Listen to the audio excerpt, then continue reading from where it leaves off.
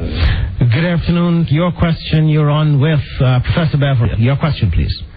Yes, I have to say that living in New York let me turn this down. Hold on a second, I'm sorry. Okay, fine. It's 43 minutes after the hour. We have another 7 minutes and then we're out of here. Are you back?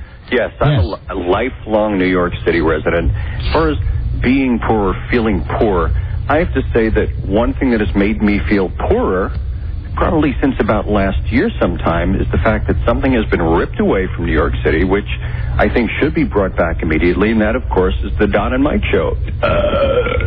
Oh, come on. Okay, thank you very much, Professor Andrew. And I'd like to thank you, including, by the way, our new callers. And that includes the Belcher. Very funny. Ha, ha, ha, ha, ha. Welcome to our... Hi. Welcome to our... Hi. Welcome to our show. Okay. Hi, Don and Mike. We appreciate it. Thank you. Hi. Welcome to our show. Hey, Don and Mike. Giorno could fill a book. It's the Don and Mike Show, and they'll say what they wish. Where else would you rather be than right here, right now? Oh, no. Get them out of here, please. I got to work on this thing first. Welcome to our... Hi. Welcome. Someone's got to... Hi. Welcome to our... Hi. Welcome to our... Hi. Welcome to our show. Hitting it again and again. There you go. Oh, no. Here's the countdown to the mini-series. Based on a true story, he was a neo-Nazi with one true enemy. Himself. A man of faith, a man of hate, and a soul torn apart. Viewer discretion advised. And good afternoon, Mr. and Mrs. Hey, Michael Mara, and all the ships at sea, experts at relaxing. Don Geronimo and Mike O'Mara. Thank you, Rob, and hi, thank you for listening, everybody. Don and Mike Show, new episode on this Thursday. Metallica haters from America, United States. Call us toll free at 877-365-3636. Canada, 800-636-1067. Let you have that one today. DC, 202-432-1067. Hi, Don and Mike. Buzz Burbank here. I finally decided to get rid of the welcome. I'm just going to go with... Someone called for a doctor? And there you go. Bingo. There you go. That was the welcome, huh? No cheat or nothing. Do you welcome? Do you want the welcome? I'm not married to the welcome, no. The welcome can come or go. I've got it. Nope. Many other things I would feel passionate about. I've got it. Welcome. Say goodbye to it then. Okay. Welcome. Bye, Dustin. Goodbye. Welcome. Goodbye. Goodbye, welcome. See ya. Welcome. All right, goodbye. So long. Welcome. All right, I'll lose that. What's exciting is it means there's something else you're going to pop in there. Yeah. Someone called for a doctor? You never know when that's going to come up. Someone called for a doctor? Well, that one. I know. That's just a personal favorite. Right. I'm sorry. Someone called for a doctor? But, and I, as I watch that movie more and more, and I can see the addiction. Someone called for a doctor? And friends of mine are addicted to that movie also. I can see. All I think is bad toupee. So listen, hi, welcome to the show. Lots of stuff to get to. Mother's Day stuff. We got guests coming in today. Hey, Mamma Mia! All kinds of stuff. Let me just start with give me just a second to vent something here. My kid, God love him, he's 18, and he likes it. Yeah.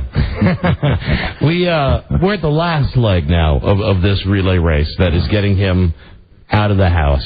Yeah. And, my wife has been out of town up at the beach with her brother, who's doing much better after his quadruple bypass surgery. Already had the procedure and he's doing well? He gets out of the hospital Monday. Excellent. So, it's a tough thing. It's a catch-22 that on one hand, we want him to be independent. We want him to be responsible. We want him to take responsibilities for his actions. Right. If bad stuff happens, and you got to learn it. But on the other hand, if he doesn't get up and get his ass out the door to go to his final exams, he's not going to graduate. Yeah, you don't. Yeah, I mean, is that a problem? Is he not?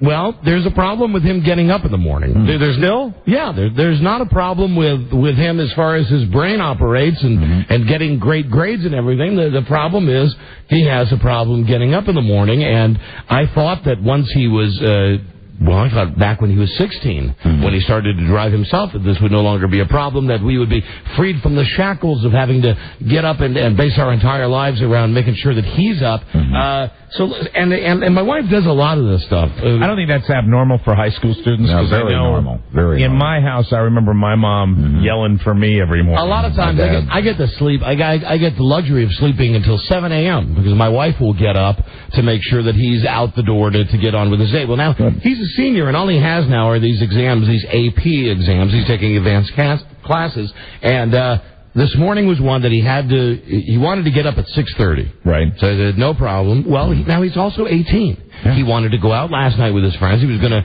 and I know what's happening. When he says, I'm going to be over at so-and-so's house, and we're going to be studying. Right. We're going to be studying from 4 o'clock in the afternoon until whenever I get home at night. Well, I know, whatever. Studying a movie or something. Yeah, whatever. But he's 18. I can't stop him.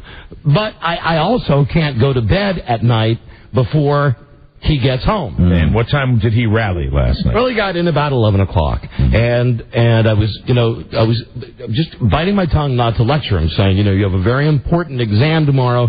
Do you really think that you should have stopped at the mall on the way home to buy a shirt or whatever it is that he bought? And he said, I got it under control. Will you please wake me up at 6:30? And I said, no problem. At 11 o'clock, I went in, and I'm laying in bed, and even with the TV on, and Frida's not there, so I got on as loud as I want. I'm still hearing him on the telephone all the way across the house. I'm hearing him on his phone going, yeah, then she said, and I said, oh, boy, but she doesn't know what that. So I yell out, hey, don't you think you should be hitting the sack? He goes, hey, Dad, I'm in bed. I said, yeah, but you're on the phone. Right. Dude. Had to be talking to a woman. Dude, I know, he's on his girlfriend. Dude, you're on the phone. Get off the phone. So I'm waiting for that to stop, and that subsides, and then I'm sneaking around to make sure that his light is turned off. Right. So finally at 11:45, I go, okay, house under control. I'm going to get about 7 hours sleep. I can deal with this. I lay down, I sleep. 12:22, phone rings. It's for him. It's for him. Wow. At 12:42? 12:22. Still. 12:22. Phone's for him. Oh. Phone's for him. Now, it's not him. It's whoever it was. Is it his line? Well, it was. He doesn't have a line. He used to have a line. Well, his line is the fax machine. All right. Which is not in his bedroom. In his bedroom, he just has the regular house phone. Somebody's calling your house at 12:40. Did you yell? Well, I got up and I said, what the F is going on? And he said, hey, I don't know, Dad. I don't know. It was the wrong number. Wrong number asking for your son? Well, no, when I picked it up, he had already jumped on the telephone and had taken care of whatever was going on. And at that point, at 12:22 a.m., I thought, I'm not going to go through the whole Star 69 thing. I'm not going to go in there and wake him up. So I figured, it's 12:30. I get 6 hours of sleep, but it'll be worth it because I'm going to be a good dad and get up in the morning. So I get up at 6:20. Right.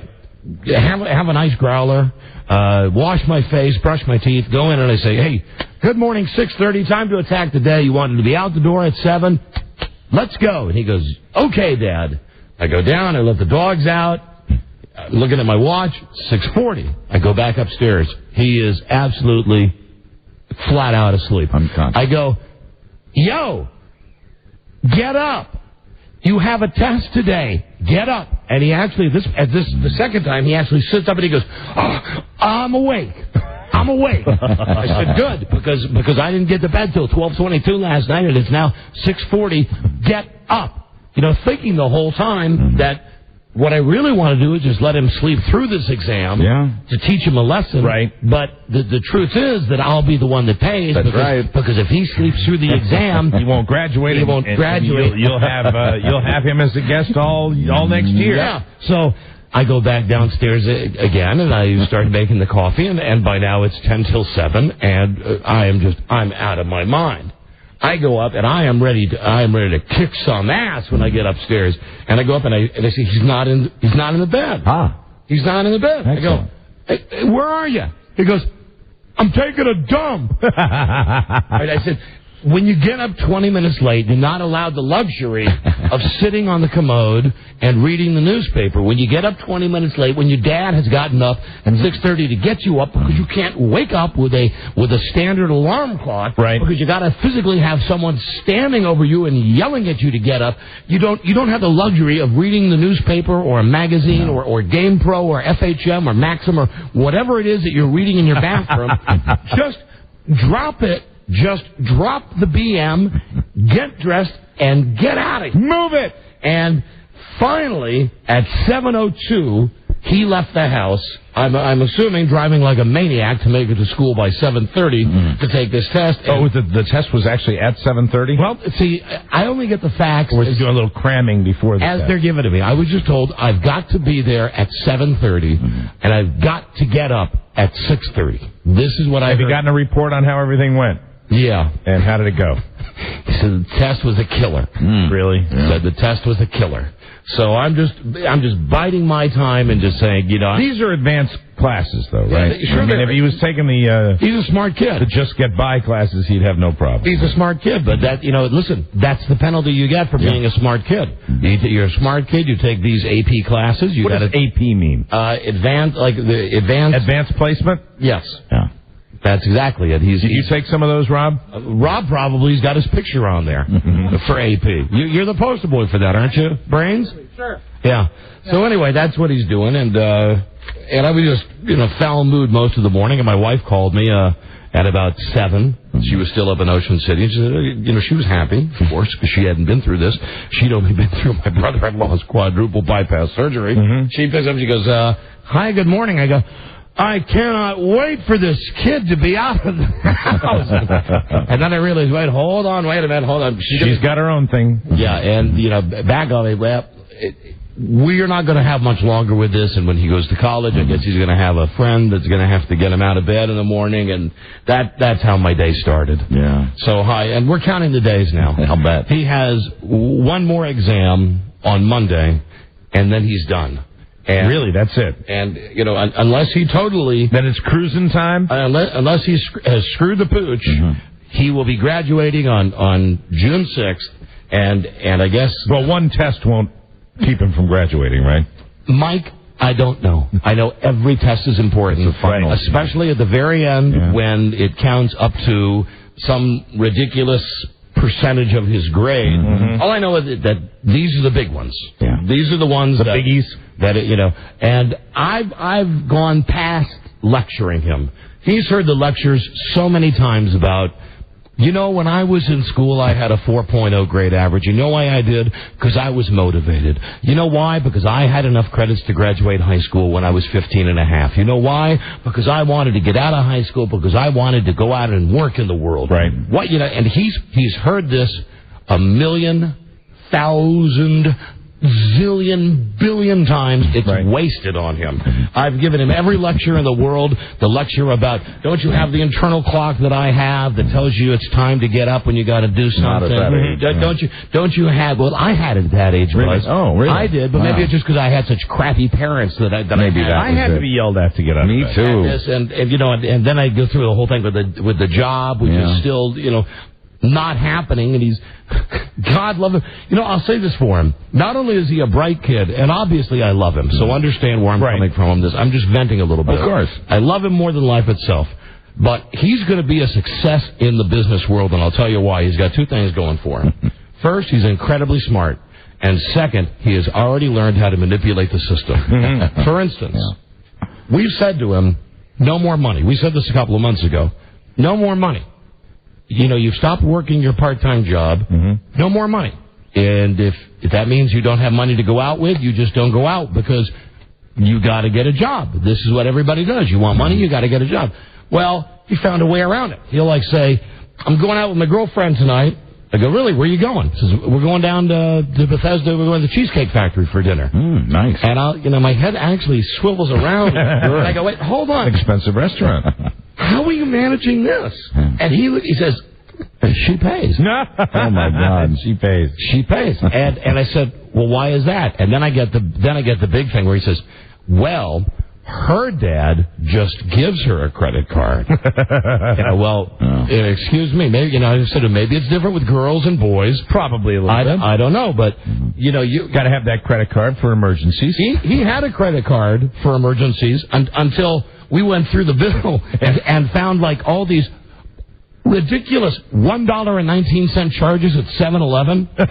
He told us that he was charging like a Slurpee or something. Yeah, he'd stop and get a Slurpee or a Big Gulp or something, and just charge it. And it's not just him. It's the whole situation, the way it's set up. I've been in 7-Eleven. I see they got the credit card thing right there, right up front. It's just as easy as using cash. So we had to take the credit card away and said, we gave this to you for emergencies. And he says, I've only used it for emergencies. It's an emergency. I'm starving. And then we go through the bill and we say, well, hold on. 7-Eleven, Freshfields, whatever, Jerry's Pizza and Subs, all this stuff. And you can charge anywhere now. Sure. Oh, yeah. All the places that you used to have to use cash, you can charge now. You charge it. So anyway, I don't doubt the fact that even though, in my opinion, I don't think he studied enough for this test, he's smart enough to get by.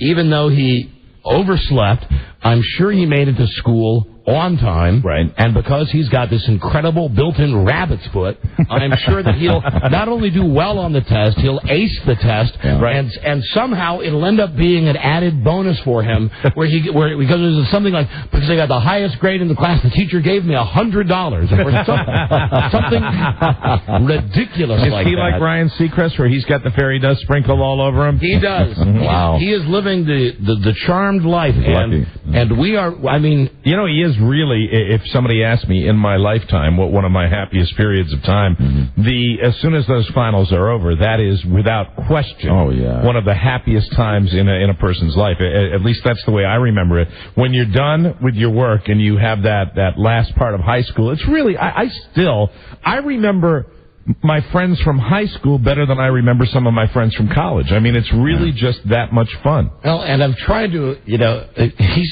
he's tired of hearing me lecture him.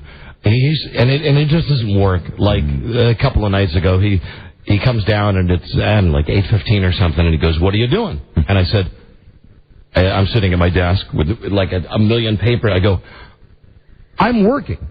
You see, I'm working now on the show for tomorrow, because that's the way my mind works.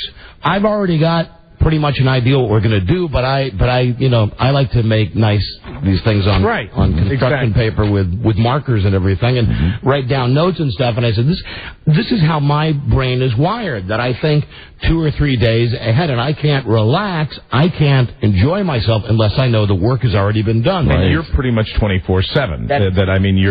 Unless you're sleeping, you're always thinking about the show. But generally speaking, and keep in mind, I'm a very lazy man. But if I'm given a task to do, I do the task before I enjoy myself, because it's like a dark cloud that's hanging over me. But he's not gotten that. And Frida tries to tell me that she's like he is, and I say, well, that's great, but except for the fact that he looks just like me, which incidentally is a bonus for him. That's really going to pay off in college. Except for that, what are the parts of me that have rubbed off on him? Well, okay, he's gotten in a few accidents, so maybe he's inherited. Where'd you get that from? My driving gene. But beyond that, he's just smart as a whip, and I'm just as dumb as the day is long. But he's got street smart too, and he got that from you. He catches every lucky break in the world. He manages to manipulate. Well, no, I guess he did get a lot from me. Yeah. Anyway, it was just frustrating. You never manipulated the system. Not me. No, not you. Not me, Mike. I play it fair and square. Neither you nor I. We never manipulated. Just by the rules. That's my motto. Me too. I bet you're an old softy. I bet you're going to get choked up when he's getting that diploma. I bet you are. Oh, I will. Absolutely, I will. I get choked up all the time. I get choked up when I go to the things from my kids, and they're 7 and 5, and I see them talking about the upperclassmen. I mean, it's a very emotional situation. It really is. So anyway, I wish that that's one of the times I wish Mommy was there to help out. Sure. Because, I realize when she's not there that even though I'm involved, she really runs that thing every day. You know, and that when I get up at 7, if he's not up by 7, I'm always the last resort. It's always, if you don't get up soon, Dad's going to be up, and when Dad gets up, you're not going to want to be around when Dad gets up. So he's managed to work it so by the time I'm up, he's out. Don't think that he's unusual for a kid that age. No, I mean, I remember, that was my time in life when I did most of my sleeping in. And I think that, it stays with you through college, except I talk about the one roommate I had, Mike Chacho, who used to say, all you need is 8 hours. Well, no, when you're a freshman, sophomore in college, you need about 15 hours. Well, listen, if you end your morning at 1, 2 o'clock in the morning, do the math. Absolutely. I don't know. Good afternoon, everyone. Yeah, he's sat through this lecture countless times. Gee, Bart, it seems when you're doing something you like doing, then you can get up very early in the morning and you have the energy to do it. But if it's something you don't want to do, well, those are the days that you're too tired and you're sleeping. And I know after a while, everything that I'm saying to him sounds like the Charlie Brown teacher. And that doesn't change either. When you get to be an adult, you're the same way. Do that Charlie Brown thing. Yeah, right. I'm giving in the lecture saying, I had my first job when I was 12. You know that I faked a work permit so I could go work at Peterson? You know that my dad would buy me a book and I go out and get a job for it? And then, like when I was at his school this weekend doing that volunteer stuff at the Azalea Festival, right? I get even more mad, and not at him, when I pull into the parking lot and I see all of the cars that the other kids have. When I see a kid driving a car nicer than the car that I'm driving, I see that at my kids' school too. Yeah, right. Because my kids, they're in kindergarten and second grade, and it goes all the way up to high school. And it is there's just a little something sticks in my craw when I see him coming in a Beamer. I love him, and he's the greatest, and I just pray that... You had a rough morning, didn't you? Everything's okay. Yeah. Welcome. I got to have my 8 hours. Welcome to the Haven. Hello, Don and Mike Show. Hey, Don. Hey. Bruce here. When did he move upstairs? I thought his bedroom was in the basement. Well, that all changed when my father-in-law passed away. When the basement became Grandma's bedroom again. Well, what about the extension to your house? Did it ever get finished? Oh no, you're talking about the beach place. No, I thought you were. I thought maybe I'm wrong, but I thought at your residence your wife was having to. Yeah, all she did was just basically tear down trees and put down more asphalt. That's what she did. Hey. The helipad went in early last year. There's no extension made. We're living in the same house, and he's up on the same floor as us. The additions were a little asphalt, a helipad, and a sauna. Yeah, come on. Sauna. You're kidding, because there's no sauna there. There's a helipad. There's a helipad that is just beautiful. But, hey, you play basketball on it, too. Hello, Don and Mike Show. Hello? Hello? Don and Mike? Yes, you're on the air. Hi. I love you guys. And, Don, I wish I had parents as great as you are. I just love you guys. Listen, we're really not very good at it. I think you are. You know what? Frida and I have had this discussion that it's too bad we didn't have two. Because when we talk, or more than that, because when we talk to other parents, they say by the time you had the second one, you realize everything you did with the first one, and you go, the second one, you know what? Do what you want, right? I'm sure you've asked Bart this, but what's he going to do when he gets to Clemson? I don't. That's.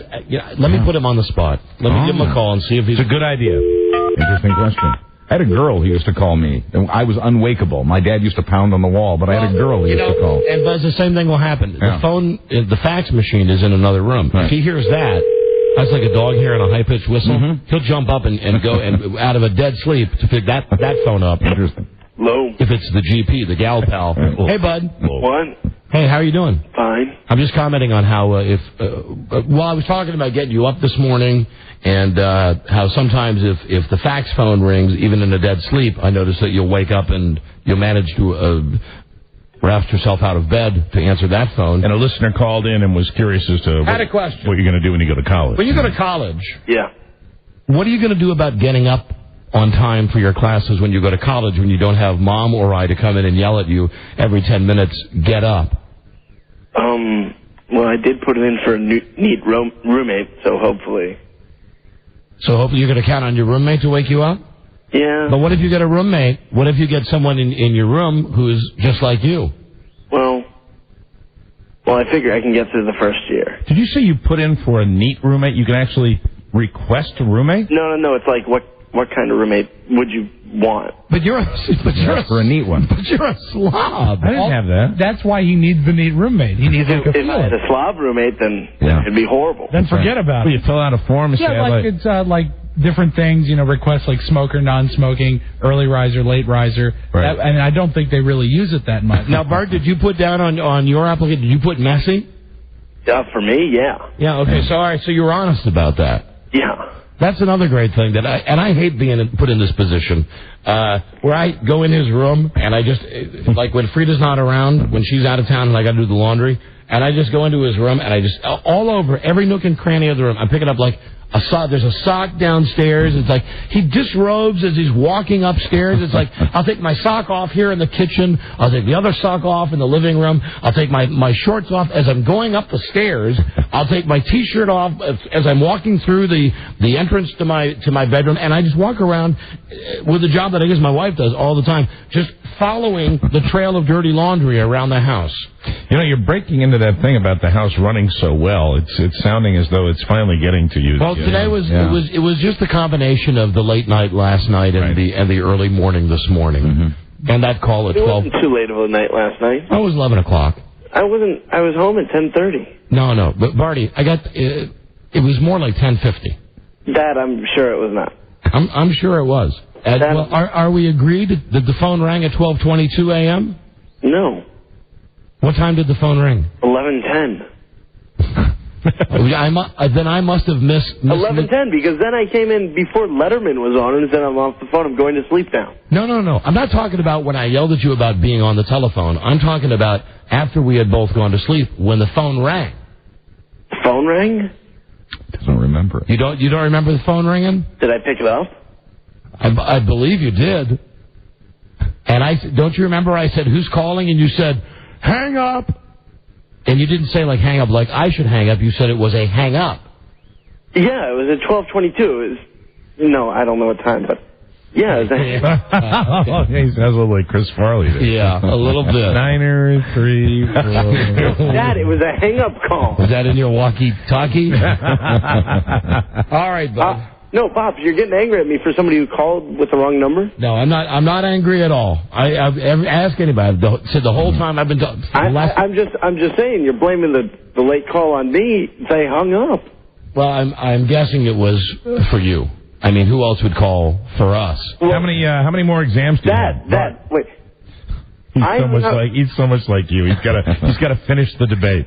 I'm confused because they called at a late hour or whatever, and I was like, it's a hang-up call, and then I hung up the phone. Okay. Hey, Bart, let me ask you a question. Yeah. How many more finals do you have?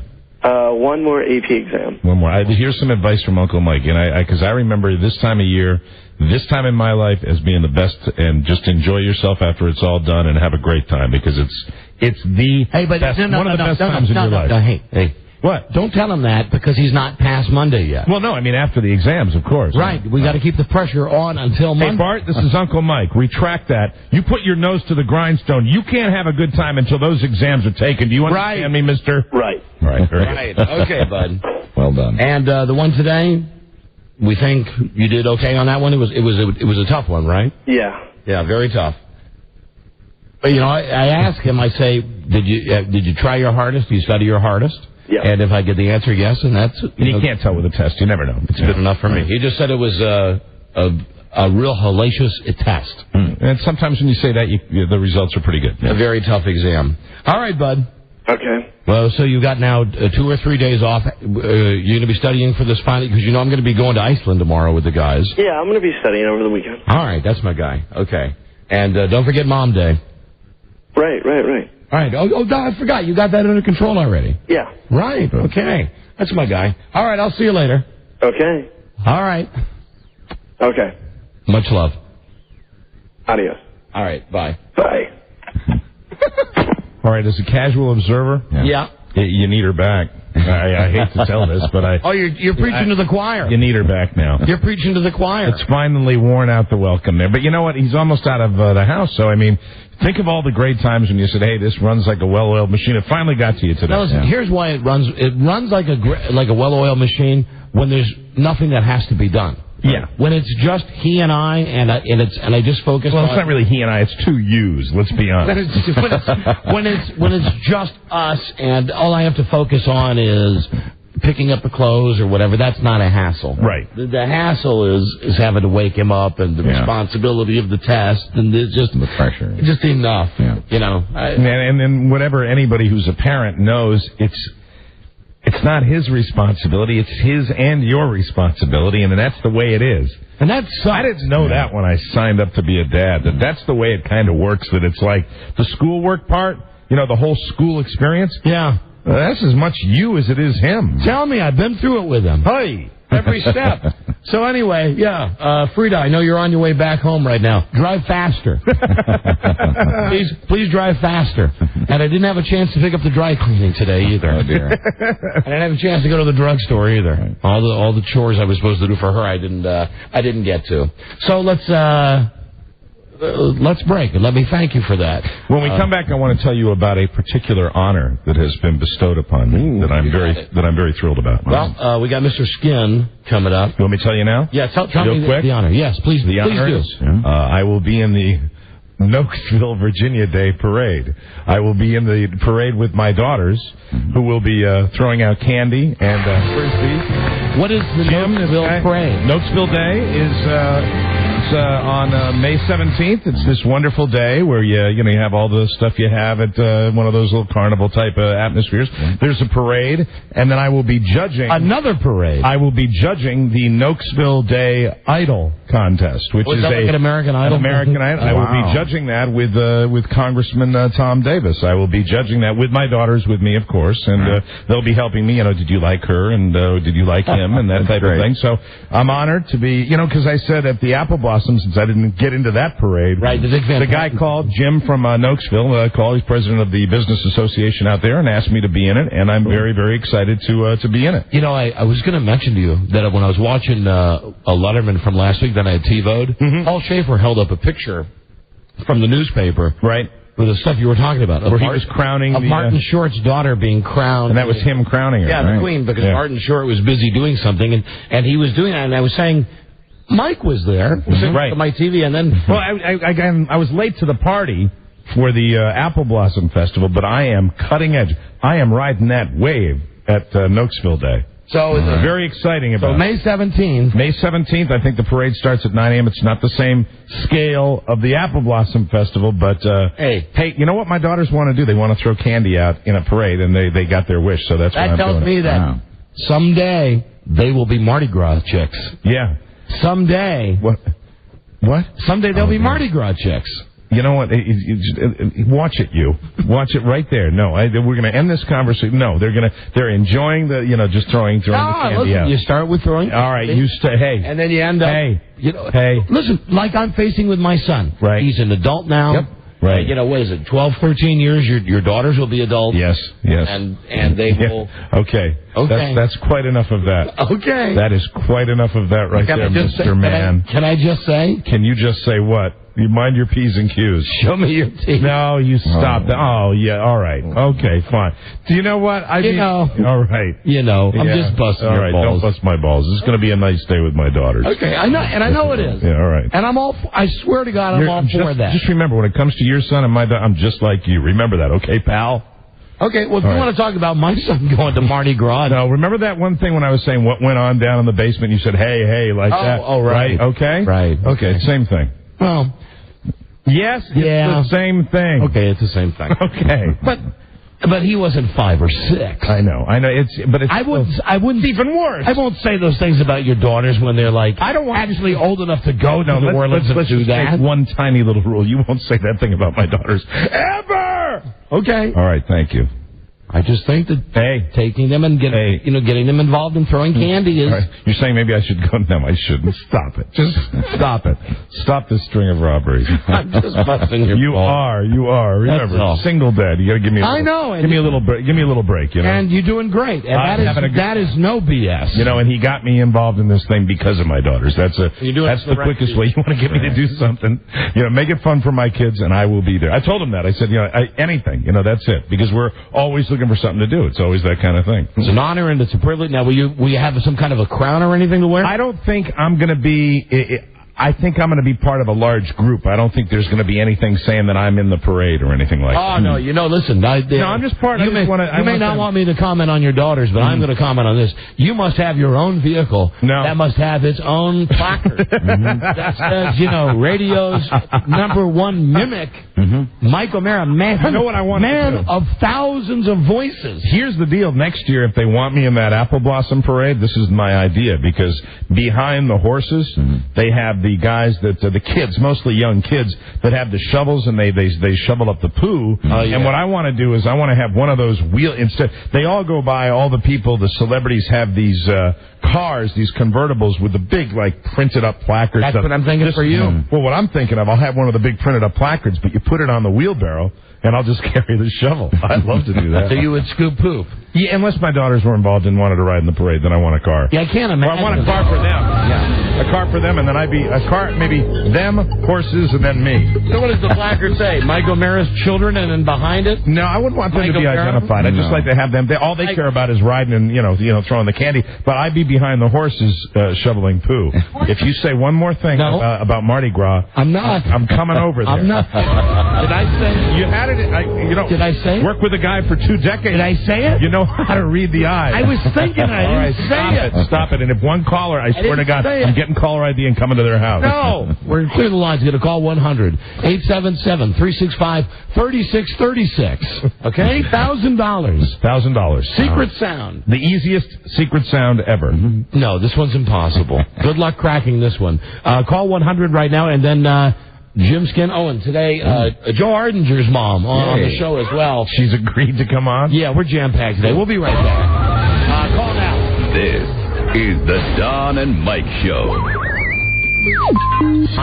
Don, I was talking to my dog, Colonel Klink, today. You know, my beautiful German Shepherd? The one that can talk. And he said... First off, can you help me scratch this itch behind my ear? He loves that fight. It's killing me. And then he said, you got to tell your listeners today to take the Purina One 30-day performance challenge with your pet. Ladies and gentlemen, we're not telling you that your dog will be able to talk necessarily. Yes, we are. Well, all right. Klink started talking after he ate that dog food. And then he said your dog can dial 1-888-606-BARK for details, and you get a free 8-pound bag of Purina One puppy or adult dog formula. And he does math. This dog does math at a 10th grade level. Listen, since Klink has been eating Purina One, he has been shinier, he has been smarter, his stools have been firmer, they are a thing of beauty. Absolutely. And when he goes on the web, I'll tell you what his favorite website is. What is that? www.PurinaOneChallenge.com. What a dog.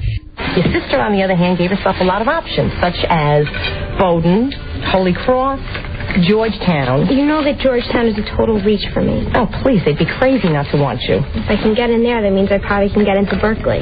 Over my dead body. There are more Nobel Prize winners in the San Francisco Bay Area than anywhere on the planet. Nobel Prize for what? Back and fudge? The Don and Mike Show.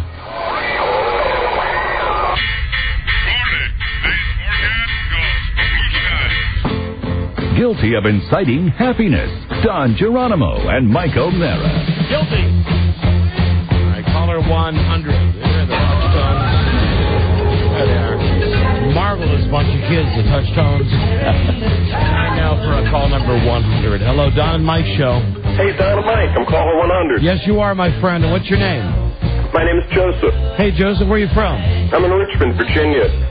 Richmond, VA. Joseph, here you go. You've got the...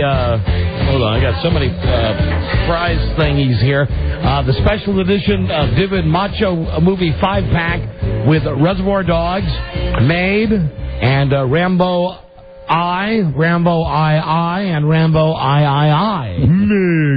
Each special edition Divid loaded with hours of extra features, and that's from Artisan Home Entertainment. Plus, from for your mamo, and incidentally, Mike has kicked in the extra $5 to make this a $50 gift certificate. Thanks, Mike. $50 gift certificate to Carrabba's Italian Grill. Hey! Celebrate Mother's Day at Carrabba's. They open at 11 a.m. on Mamo's Day. Carrabba's, it's not your typical Italian. Not at all. Now let's play for $1,000 with the secret sound, the impossible secret sound that is not a briefcase, it is not a stapler, it is also not a can opening. It has nothing to do, Rob, it has nothing to do with a can. I'll give you another clue. It has nothing to do with vacuum sealing or vacuum packing. Very good. Play you the sound now. Give you 15 seconds to noodle it through. Please don't answer till Mike sings like Metallica. And we wish you Godspeed. Caller, name this sound. There it is. Told you, it's not a can. It's not a bottle. It's not... Nothing to do with vacuum packing or vacuum sealing or anything like that. Easy light, and tonight, take my hand off the never. Yeah. Well, there you go. Yeah. There you go. The guy in Philly's happy now. He's happy now. Listen, for $1,000, what's the sound? Well, Don and Mike, I think it is the release on a door that's being opened. Okay. Oh, we're sorry. No, not even close. Thank you, Rob. You're so gleeful. And don't forget that every guest is a clue for you. Thank you. Thank you for listening. You're very welcome. Richmond, Virginia. I forgot we were on in Richmond, Virginia. Like a screen door. You know that thing, that tube? It has nothing to do with any kind of door. Yeah, the vacuum in that. But it has nothing to do with any kind of door, and it has nothing to do with any kind of vacuum seal or vacuum anything. Very good. So I've told you all I'm going to tell you now. That's good. That's a lot of information. Yeah, I know. And Rob's he's already mad at me now that I told you all that stuff already. Nothing to do with the door. It's so impossible. Yeah. That Robbie, even if I said, hey, just look at me. Look at me. Even if I said, they'd still never get it. I won't, but even if I said that, they wouldn't get it. They would. It's an impossible one. No, they wouldn't. They are the opponent. That's going to be a clue. They are the opponent. Wow. Listen, here he is, everybody, the inventor of the world's greatest website, www.mrskin.com. Here's Jim McBride. You know him as Mr. Skin. Hey, Jim. Hey, guys. Hey, buddy. Let me see. Last weekend, you mentioned that there was Skin in the theaters. Was it in the Dustin Hoffman movie that there was Skin? Confidence? Yeah. Yeah. Little Skin, nothing great. My Connie Honey, my wife saw it, and she mentioned, she saw it a couple of nights ago, and she said, you know, that Mr. Skin was right. Right. That we go to movies all the time. It's very rare to see nudity. You can see the F-bomb occasionally, and I guess it's okay to see guys blow each other up to smithereens, see guys' guts coming out, but you can't see a woman's rack or see a bush. No, we've tightened up on nudity, but violence, there's more than ever in the And that's a U.S. phenomenon, by the way. In Europe, it's the complete opposite. Anyway, my wife said, you know, I was listening to Mr. Skin, and he was right. There was nudity, and it was nice to see nudity in a regular adult film. Sure. Yeah, and I'm a little bummed because this is the time of the year where I become rendered almost useless because the summer movies. It's really, I come on the air, I'll be, there was an underwear scene, but she was 2 blocks away. You know, it's just not good. It's all PG-13 stuff, but we'll have some nuggets. There's actually some good Skin that'll be coming up this summer, surprisingly. So. Well, I know this weekend that ridiculous Eddie Murphy, you know, and to think that a guy who used to be, you know what Chris Rock is now. That's what Eddie Murphy used to be. Here's how in my mind, the order goes. Richard Pryor was the king of as far as black comedians selling it like it is. Richard Pryor. Then you had Eddie Murphy. Right. And now it's Chris Rock and maybe, you know, Bernie Mac a little bit, but really Chris Rock's the man. Chris Rock, though, with a tendency to pick the same kind of scripts that Eddie Murphy. Well, Eddie Murphy earlier in his film career did a little better with the script. No, but Eddie Murphy has gone from Dr. Dolittle to this one now, Daddy Daycare. Right. Yeah. And the day that Chris Rock makes Daddy Daycare is the day I'm ready to check out. I just can't, I can't picture Chris Rock ever doing something like that. And you know what I see for Chris Rock, and I really do believe this. I think Chris Rock could go into dramatic films. I think he's got that kind of talent, and I think he'd be very, very good in a dramatic Well, you should check out Dogma, which is like a half comedy, half serious movie. Yeah, I mean, he's kind of serious in Dogma. Yeah. So, Jim, there's nothing in the theaters, right? Yeah, I mean, it's a PG movie. It's, the name of the movie is Daddy Daycare. It's PG. I mean, for me to go to the screening hoping to see a breastfeeding scene is stretching it a little. So just absolutely nothing. So, of course, we have to shift focus to the DVDs because there's always good stuff with the DVDs. PG is a rating that just irritates me. Yeah. PG means I'm probably not going to take my little kids to it, but the fact is, and it's not going to be something that I'd want to go see on my own because it's going to be so jive. So it's right in there in between. Who do they target with PG, really? I mean, do they target like PG-13 12-year-olds? Is that really what they're going for, or what? Yeah, it's sad. And they actually have, you got Jeff Garland from Curb Your Enthusiasm in the movie. And the fat guy, right. Yeah, but it's just why are those dudes in PG movies? It just doesn't make sense. Exactly. All right, well, let's go to the DVDs where we'll get some good TNA. And who's this first chick? First, the movie, the very first one, new on DVD, they actually released a special edition of Sea of Love. Remember this movie from 1989? The Al Pacino movie? Yeah, Al Pacino and Ellen Barkin. And in Sea of Love, it's actually a real good movie. And the good news is there's tons of nudity. The bad news is the great scene 57 minutes in where Al Pacino and Ellen Barkin, or supposedly Ellen Barkin, are going at it up against the wall in the bedroom. It is a body double. It is not Ellen Barkin. And there's a brief scene in the movie where you do see her butt in bed, but most of the nudity in this, and it is good nudity and sexy scenes, is done by a body double, which is unfortunate. So, Jim, this one we're looking at now with Al Pacino with a naked woman up against the wall, this is not Ellen Barkin's body? No, it is not. They did a good job because she looked, body-wise and hair-wise, looked very much like her, but it actually is not. The reason, Mr. Skin, for the body doubles, is it the actress's preference to just say she's not really There's a lot of there's no one answer. It could be that sometimes that the shooting, they have to reshoot a scene and an actress is not available. Sometimes she just doesn't look good. She's having a bad streak. Sometimes she just decides, hey, I'm done doing nudity. I'll do this part, but you got to get me a body double. There's a lot of reasons. Okay, all right. But I would never let you guys down. And we do have a follow-up, Mike, where you do get to see, although it's, wow. Yeah, well, here's the deal. You will get teased in Sea of Love, but you will not get teased 2 years previous when she did a movie called Siesta. Yeah. It's an independent film, very strange movie. It's painful to watch, but the nudity in this is just phenomenal. And there's a scene where she's laying at the riverbank. Wow, God. Completely naked, and it's almost like a gyno shot. I was just going to say, it's like all she needs is the stirrups. Yep. And I was going to ask you why you supplied us with a picture of a body double, but now I understand because as I look at the next set of photos, it's Ellen Barkin, and man. Yeah, I didn't want to. See, it would be terrible if I came on, talked about Ellen Barkin and the nudity's a body double and moved on. I had to give you a Ellen Barkin fix. Yeah. Wow. And she is barking like a dog there. It's pretty good. It's a it's one of my favorites because it has all the elements. It's outside, so it's natural light, middle of the day, and it's a long scene. Plus, she has other great scenes in that movie too, so that's not it. That's just like the highlights. So I wanted you to see that because that is one of the most graphic. It's one of the more graphic celebrity bush shots ever. She looks to have a killer body. I mean, like really a working out type muscular body. Oh yeah, I was talking to someone about this. The 80s were her decade. She was in a bunch of cool movies. Diner, she was in Sea of Love, and she was kind of hot there for a while, but she looked great. And her face is a little quirky, but she definitely has a great body. Yeah, she got the skillet face. But I'm telling you, in this picture, I'm almost wanting to just hold it up so it looks like if you hold it the right way, you could just see right down the turn booty. your head. She's not giving you any lip service, is what you're saying.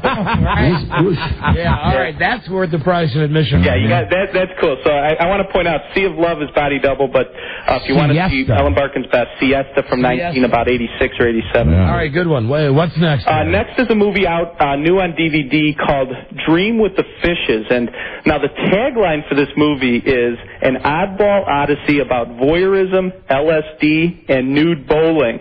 So when I read that the first time, I thought, okay, I'm going to dig this movie. And even though David Arquette stars in it, it is still a good movie. And actually, the girl that gets naked in this, now, I'm hoping you guys know her. If you don't, no big deal. Catherine Urbe, who you may know from the HBO series Oz. She played a death row prisoner, but Catherine Urbe has a real nice topless scene in this movie. A couple, one where David Arquette is spying on her, and she has some pretty interesting looking breasts. Mike, hold on, Jim, let me just bring Mike up to speed here so you can know who it is. Yeah. Here's a picture of her from Oz.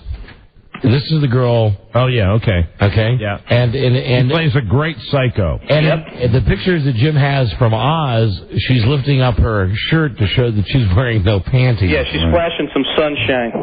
And as the garden does appear to need maybe a little trimming. Yeah, that's okay with me, though. Hey, but she's got some killer jugs. I love her breasts. I love them. They kind of have the mind of their own, where they kind of each look a little different. They're pointing in a little different direction. I like that. She is a scary looking woman. But you know what? She got some major areolas. Yeah. She really does. That name, Catherine Urbe, the last name sounds like Pig Latin, doesn't it? Urbe.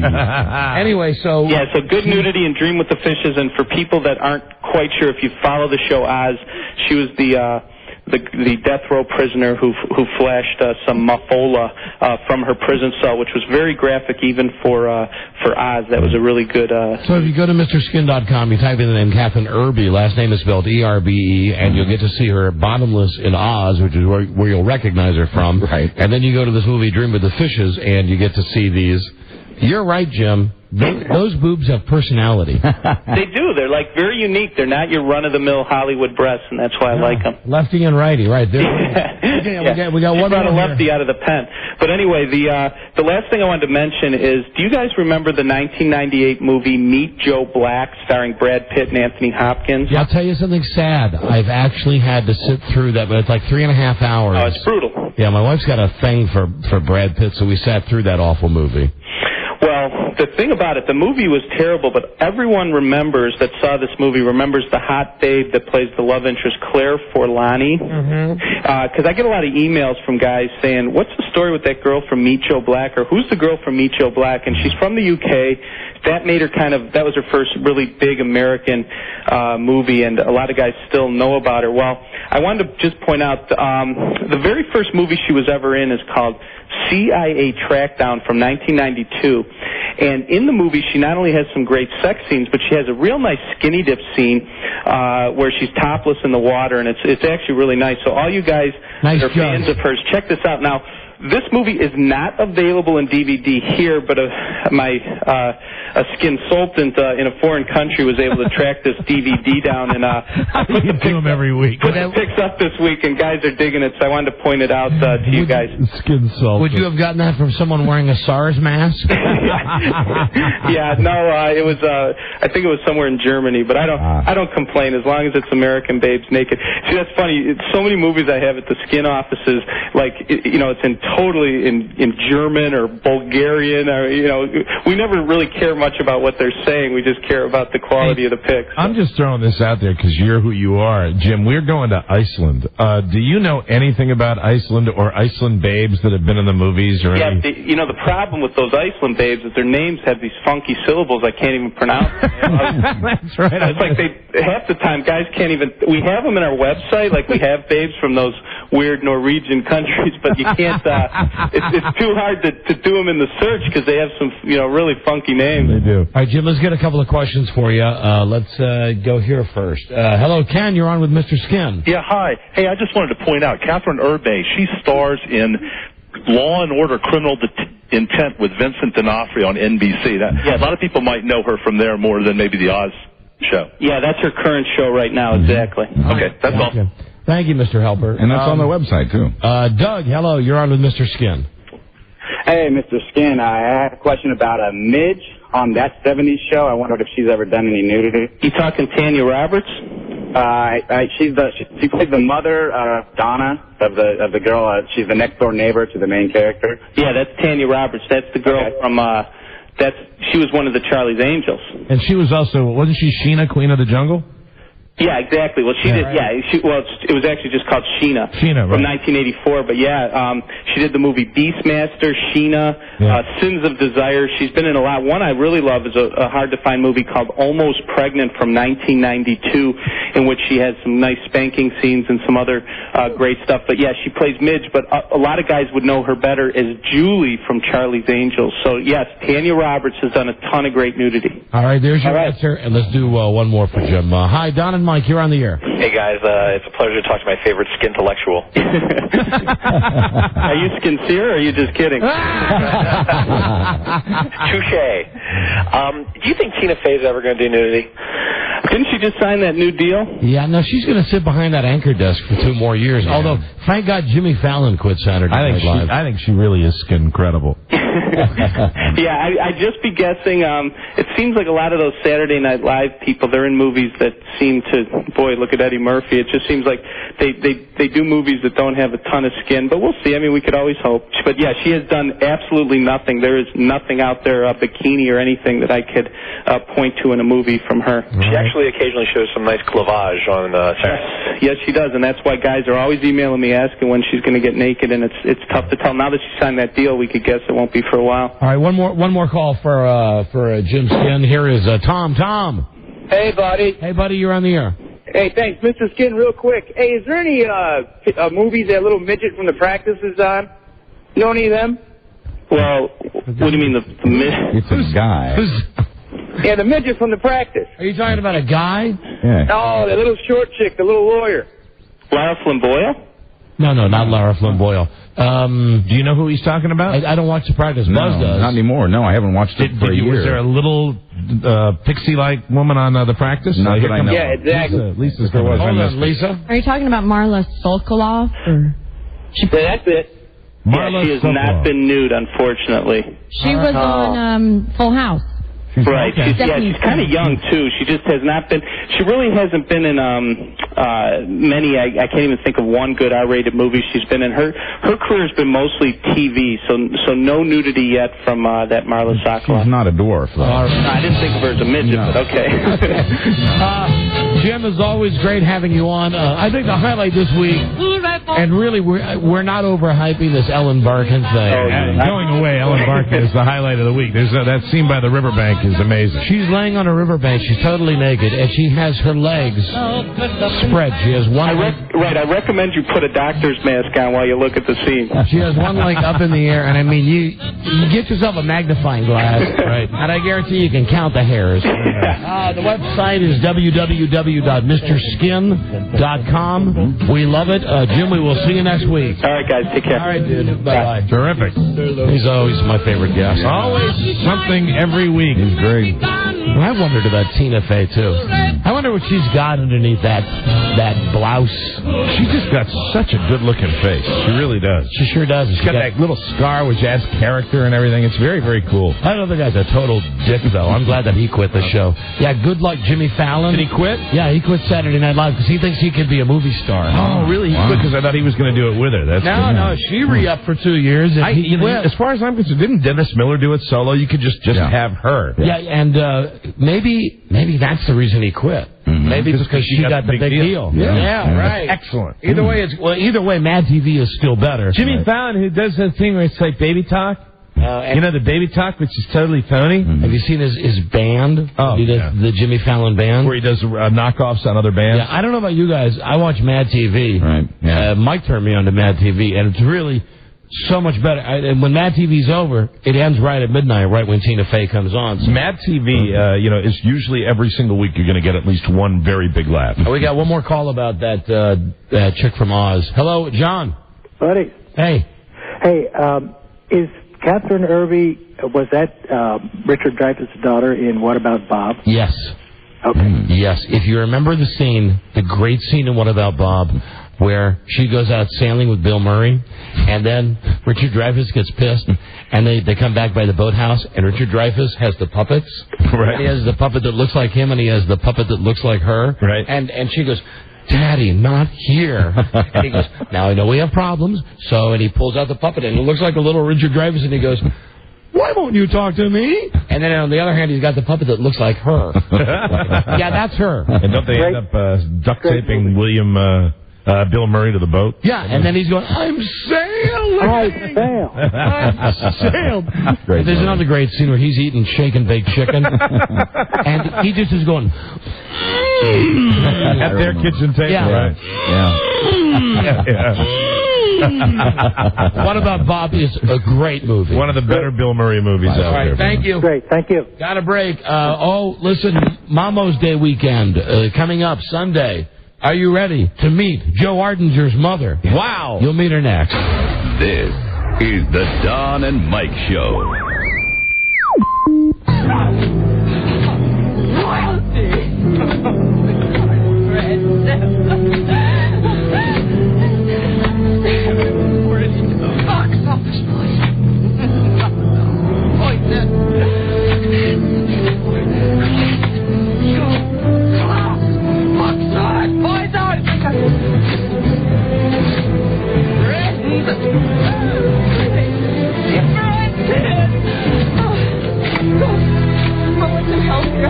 I want all of these branches cleared out of here now.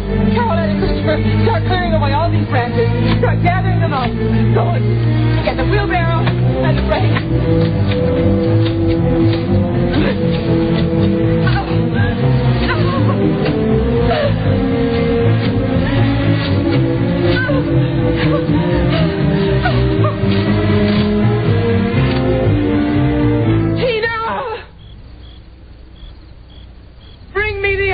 The Don and Mike Show. You can call Don and Mike anytime from anywhere in America. 877-365-3636. They're ready to believe you. What do you say we cut the chit-chat a-hole? Adored by all their money fans, Don and Mike. Thank you, Dude Walker. Well, Mama's Day is this weekend. It is indeed. And, I especially have a soft spot in my heart for this guy. I know you do. He's like a second son to you. No, he's not. He's nothing like a son to me, but he's the classic underachiever. And he's like a baby brother. There is, no, not that. He's like, I'm out. Okay, here's what it is. He's like a dog that you see on the side of the road, and you think that... He's looking at me. Joe, don't look at me when you're doing that poor dog, if you only brought him into your world and fed him the right food and maybe someday you'd throw that stick and he'd go and he'd bring it back to you. He's like a dog that came from an abused family. He is. And I don't mean your family, I mean your radio family. Yeah. And you really were. Cool. Joe used to work on another show with some guys that are buddies of ours, the sports junkies. And buddies of yours. I used to, not yours, I know that, 'cause I used to listen every night. They were pretty rough on old Joe. It's like the show would start at 7:05, and the first thing they do is start screaming at Joe about the music. And Joe had nothing to do with that. Joe just was a board op. Right. Anyway, we always got along real well with Joe. And as Joe worked for us for a while, I began to soften my position on how abusive the junkies were to him. But then I've come back with Joe's various appearances on our show. I've gone hot and cold. Yeah. I was the biggest supporter of Joe when he came to work here. Then there was a period of time when I really thought we ought to not fire him, we ought to kill him. and then I've come back because of one thing, and that is trick-or-treating for beer. It brought me back to the Joe Ardinger. Yeah, and we got Stump the Joe, and Joe's got a unique way with our callers. And anyway, we're very fond of Joe, and he's the world's oldest phone screener. And now, as a part of our continuing tribute to Mother's Day, fathers expect more from a kid named Joe. It's time to bring Joe's mom onto the show. Let's say hi to Sue Ardinger. Sue. Hi. Hello, Sue. Hello, Don. Mike. Hi there. It's a pleasure to meet you. Hi, Mom. Hi, Joe. I don't know if you heard any of what we were saying, but we were very fond of your son. Yes, I did hear. Yeah. The first question I think that we have all been waiting to ask you is, and this is the mother of all questions. Don said it in the hallway the other day. Is Joe a disappointment? Oh, no. Not at all. No. Really? He's a real joy. Even though he's the world's oldest phone screener? Even that. That's wonderful. Do you stay in constant contact with your boy, Joe? Pretty much, yes. Is he a good son? Very good. Oh, listen, he just laid a floor for us. Wow. In our family. Now, this is why we do this. He came out and he put down a floor for you? Yes. Yes. Did you really, Joe? Yeah. Well, don't you remember back in the day, Joe painted. Joe would general contracting. Painted houses and painted rooms. Back when Joe worked on that other show, right, with the Junkies at one point, I talked to Joe about hiring him to come to my house to paint a couple of rooms. I see. This I did not know. I am enlightened. I am illuminated on this subject, much like the listeners. I had no idea that Joe was a house painter as well. No. Oh, he's good. Yeah, and how did you feel? This is a specific question, Sue, or Mrs. Ardinger. Call me Sue. All right, Sue, thank you. How did you feel when Joe came home with the Rolling Stones tattoo on his calf? Oh, well, not too good, but you have to kind of step on your feelings when you've got adult children. Right. Yeah, it's their decision, right? Right. Yeah. Has Joe told you some of the crazy things we've made him do on the show? Yes. You know, we found that Joe's real talent is going out, and we've had to train him over and over, but going out with a card to interview people on the street where he says he's working for CBS News. We think he might have it just right, and he does a great job. Yeah. That's good. What's the most embarrassing thing that Joe ever did growing up? Either embarrassing to you or embarrassing to him that you could maybe remember? Or the family. Or the family. Is there anything that really was, oh, my God, Joe, look what you've done? Anything like that comes to mind? Oh, well, no. There's a frightening one once. I'd love to hear that. It disappeared overnight. This was right around high school graduation. Oh, dear. Time. Really? Disappeared overnight, and we were frantic and calling all his friends, and finally decided, well, no, this is a disappearance, and called the police. Oh, Joe. Oh, no. Troubled Joe. Mm-hmm. And the detectives were coming out, and I was scrambling around for a picture. I hope they didn't look through his room. Oh, yes. No. And you were scrambling around for when did Joe return, and what were the circumstances of his disappearance? Well, he called, and he was in a police station downtown, and he was going to take the bus home.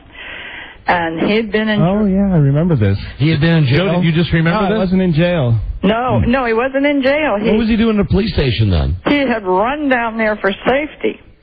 He and his friend had gone down in Georgetown, and the friend had let him out for some reason. And another gang of kids decided to approach him for his high school ring. You know, brand new, flashy high school ring. Right. So he started running, found the police station. Joe. This was some ungodly time of the night, so they didn't call us until the morning. So you ran, and what, did you spend the night at the police station, Joe? Yeah, in the lobby. Wow. Yeah. Really? Until daybreak. Wow. Really? Because I mean, there was a gang of thugs that were going to roll you? What is your ring? Sue, now, who am I to say? I have an 18-year-old son, and I say this to him all the time, and he's recently heeded my advice, and I'm going to say it to you now. Please don't be offended, but don't you think our Joe really needs a haircut? Yeah, I liked it when it was short and blonde. Yeah, I think so. And he's been growing. Joe, when was the last time you had a haircut? I can't even remember. Wow. I think it was right before I last went to L.A. Man, maybe we should leave you in the police station lobby again. Was Joe always as happy-go-lucky as he appears to be on our show? Yes. That's we used to call him Jolly Joe. I think he got a new name now. Jolly Joe. Jolly Joe. Jolly Joe, you've never been married, have you, Joe? Nope. Have you ever been, concerned that Joe hasn't settled down yet and hasn't given you grandchildren? No. Well, after a certain time, I expected it sometime in the 20s, the ages of the 20s, you know. Right. After that, I thought, oh, well. That's just the way he is. Yeah, that's just the way it goes, you know. But you never know, Mom. I know. That's what I said to myself. Joe, that's an interesting statement. Yes, any reason why you came out with that? No, I mean, you know. the current love interest? Could this be a serious thing? Yeah, I mean, I've got a girlfriend now, and we're pretty happy together. So, right, okay. And we're going to hear her on the show sometime soon when we finally do Joe Ardinger Millionaire. Oh, good. Terrific. I think we're going to send Joe out to a fancy restaurant one night with a tape recorder. That's right. That'll be wonderful. When Joe got this position on our show, Sue, I'm guessing it had to be his dream job. Can you tell me, has he ever come home and said wonderful things about either Mike or myself about how great it is to work on our show? Yes, he has, because I think the sports junkies were kind of a chore. A little rough on him? Yeah. Well, we're rough on him, too. But only when he screws up. but he really generally, I think, does an adequate job. Well, you know, besides laying the floor, and I asked what was the most embarrassing thing, and that was a great story. I'm sorry, that wasn't really a great compliment that you do an adequate job. But, you know, for Joe it is. And I'd like to ask Mrs. Ardinger, Sue, exactly what's one of the sweetest, nicest things or one of the best things about Joe, or one of the nicest things he's ever done? We asked you for something negative, an embarrassing moment. Now I'm going to ask you for something positive. I did this for Buzz yesterday. What's some of the nicer things that Joe has done over the years, if he has done any? Well, one or two. One or two. Well, he has an elderly grandmother, my mother, who's 95 and who is infirm, really, in a nursing home. Right. And he always brings her flowers. Ah. Yeah. Now, see, I like that. Yeah. The soft side of Joe Ardinger. I like that a lot. You ever steal her meds? No. Although I have a funny story about my mom. Okay. Go ahead, Joe. My grandmother was on, what's that good stuff, Mom, that she was on? Oh, I don't remember the name. It wasn't the good stuff. Something good. Oxycontin. Oh. Well, that's a pain reliever, right? What is that? That's one of the most stolen drugs on the market today. Yeah, it's a pain very reliever? Popular, yeah. Mm-hmm. Yeah. And my grandmother had been prescribed them, and she didn't like them because they, surprise, made her woozy. Yeah. And my mother said, so I just threw them out. And I was like, you're not supposed to throw those away. Oh, my God. Did you go through the garbage, Joe? Oh, no. Joe's out in the dumpster, ma'am. What are your now? I'll be again very honest with you. Joe always has a place on our show, and I told him this from the first day we hired him. No matter what happens, he's got a job with us. Oh, but I believe Joe's at the ceiling where he's going to be. Mm-hmm. He cannot advance any further in the food chain than he has advanced. But being as, you know, as long as I'm here and Mike's here, he's guaranteed to have a job for 5 more years. How old are you now, Joe? I'll be 39 in a couple of weeks. How would you feel in 5 years when our contract is up if Joe was a 44-year-old phone screener? I'd have to say it was up to him. Up to him. That's the second unflappable mom we've got. Are you also aware of the incredible amount of pressure that Joe's under, that occasionally sometimes he comes here in the studio and unleashes words that God-fearing people would never utter? It's like the devil takes over him. He doesn't use that potty mouth around the house, does he? No, he doesn't. Okay, good for him. Joe, what are some of the things that people do that set you off? Did you ever tell your mom how mad you get at people at work? The callers? Yeah. Oh, the callers? Yeah. I don't really let the callers affect me when I go home. But do you ever tell your mom, like, what about the other day when you came running in here and you came screaming that the mother of all bad words? Well, yeah, I mean, people call, and when they call in their cars, it sounds like they've got their radio on, they've got their head out the window, and their phone out even further, and they expect to get on the show. Right. And I say, Don and Mike's show, and they don't even hear it. Mm-hmm. So it's frustrating. And what are you doing for your mom for Mother's Day? I don't know, Ma. What are we doing? Suppose we're going to come over. Well, barbecue. That's the thing they're doing for mothers, not having me cook the Mother's Day dinner. Right. Yeah, all right. So as long as Mom doesn't have to cook and do all that, and if you could find one word that would describe your son Joe, Sue, what would that word be? Well, lovable. Lovable. Yeah. I agree. We agree. I agree with that. Amen. I have two that I use all the time. and they're not the ones you think. Right. Sweet. I think you're going to like it. And I even say this behind your back. Is the second word hyphenated? Yes. Sweet, doughy-headed Joe. Very often, Rob and I will say, "Where's sweet, doughy-headed Joe?" And I like that. I like that flowers to the 95-year-old grandmother story. That's yes. That's a good guy. I like it. He's gone up in my book. So the word embarrassment. If I was going to do word association, that never comes up when you say Joe. Embarrassment never enters the picture. No. That's great. I'm glad we got a chance to clear that up. And why does he embarrass you all? Constantly. Yeah. That's part of the gig. He's a constant embarrassment. Ma'am, would you be offended if Mike and I sent you a pajamagram for Mother's Day? They're a client on the show, and we can send you some free PJs. Oh, great. All right, she'd like that. Sue, do you wish Joe went to church more? Yes. Joe? I think there's a good fellowship there. Yeah, Joe, is there anything you'd like to... Joe, there's good fellowship there, Joe. Yes. Remember what you told me, Mom. In life, I don't ever have to do something I don't want to do. Wow. I think that accounts for a lot of it. No, I don't think I told you that. There we go. And what are your hopes? Last question. Your hopes and dreams for Joe. Yes. As he crests 40 and slides down the bottom 10, 15, 20 years of his life. Right. What are your hopes? Your dreams? Well, you won't like what I have to say. Go ahead. Well, I think my hopes and dreams are that he'd get a raise. Did he get a raise? She has been briefed. Yes, she has. I'm not saying that's not... I think that could happen. Totally out of the... Keep in mind, though, the company he works for, Mike and I don't pay him. He works for Infinity Broadcasting. No. And trust me, if you knew every time that Mike and I have picked up the phone to talk to the corporate people to say, darn it, Joe Ardinger deserves a raise. Please, give our most valued asset a slight increase in his quality of life. That's it. Yeah. Absolutely. Yes, we have, constantly. Mm-hmm. Well, it falls on deaf ears, though. It does. And may for the next 5 years. And frankly, ma'am, I think part of it is dress for success. If you have anything to do with Joe's wardrobe... send him to work in a suit one day. I have nothing. No, I don't anymore. Yeah, you don't have any control. Do you own a suit, Joe? I do. My mom bought me a really nice one. Why don't you wear that to work one day? Oh, Jesus. You got to be kidding me. I love it. Why don't you dress like Surf used to dress? With the clogs? Yeah, you're going to just wear like the T-shirt. Surf had like an Armani suit, a real nice suit. A lot of them. Surf wore a lot of suits. But I'm thinking of Joe. How about Joe just with a regular, the nice suit his mom bought him, a tie, maybe a bow tie. I like a nice Louis Farrakhan, Pee Wee Herman tie. That'd be a fantastic look for Joe.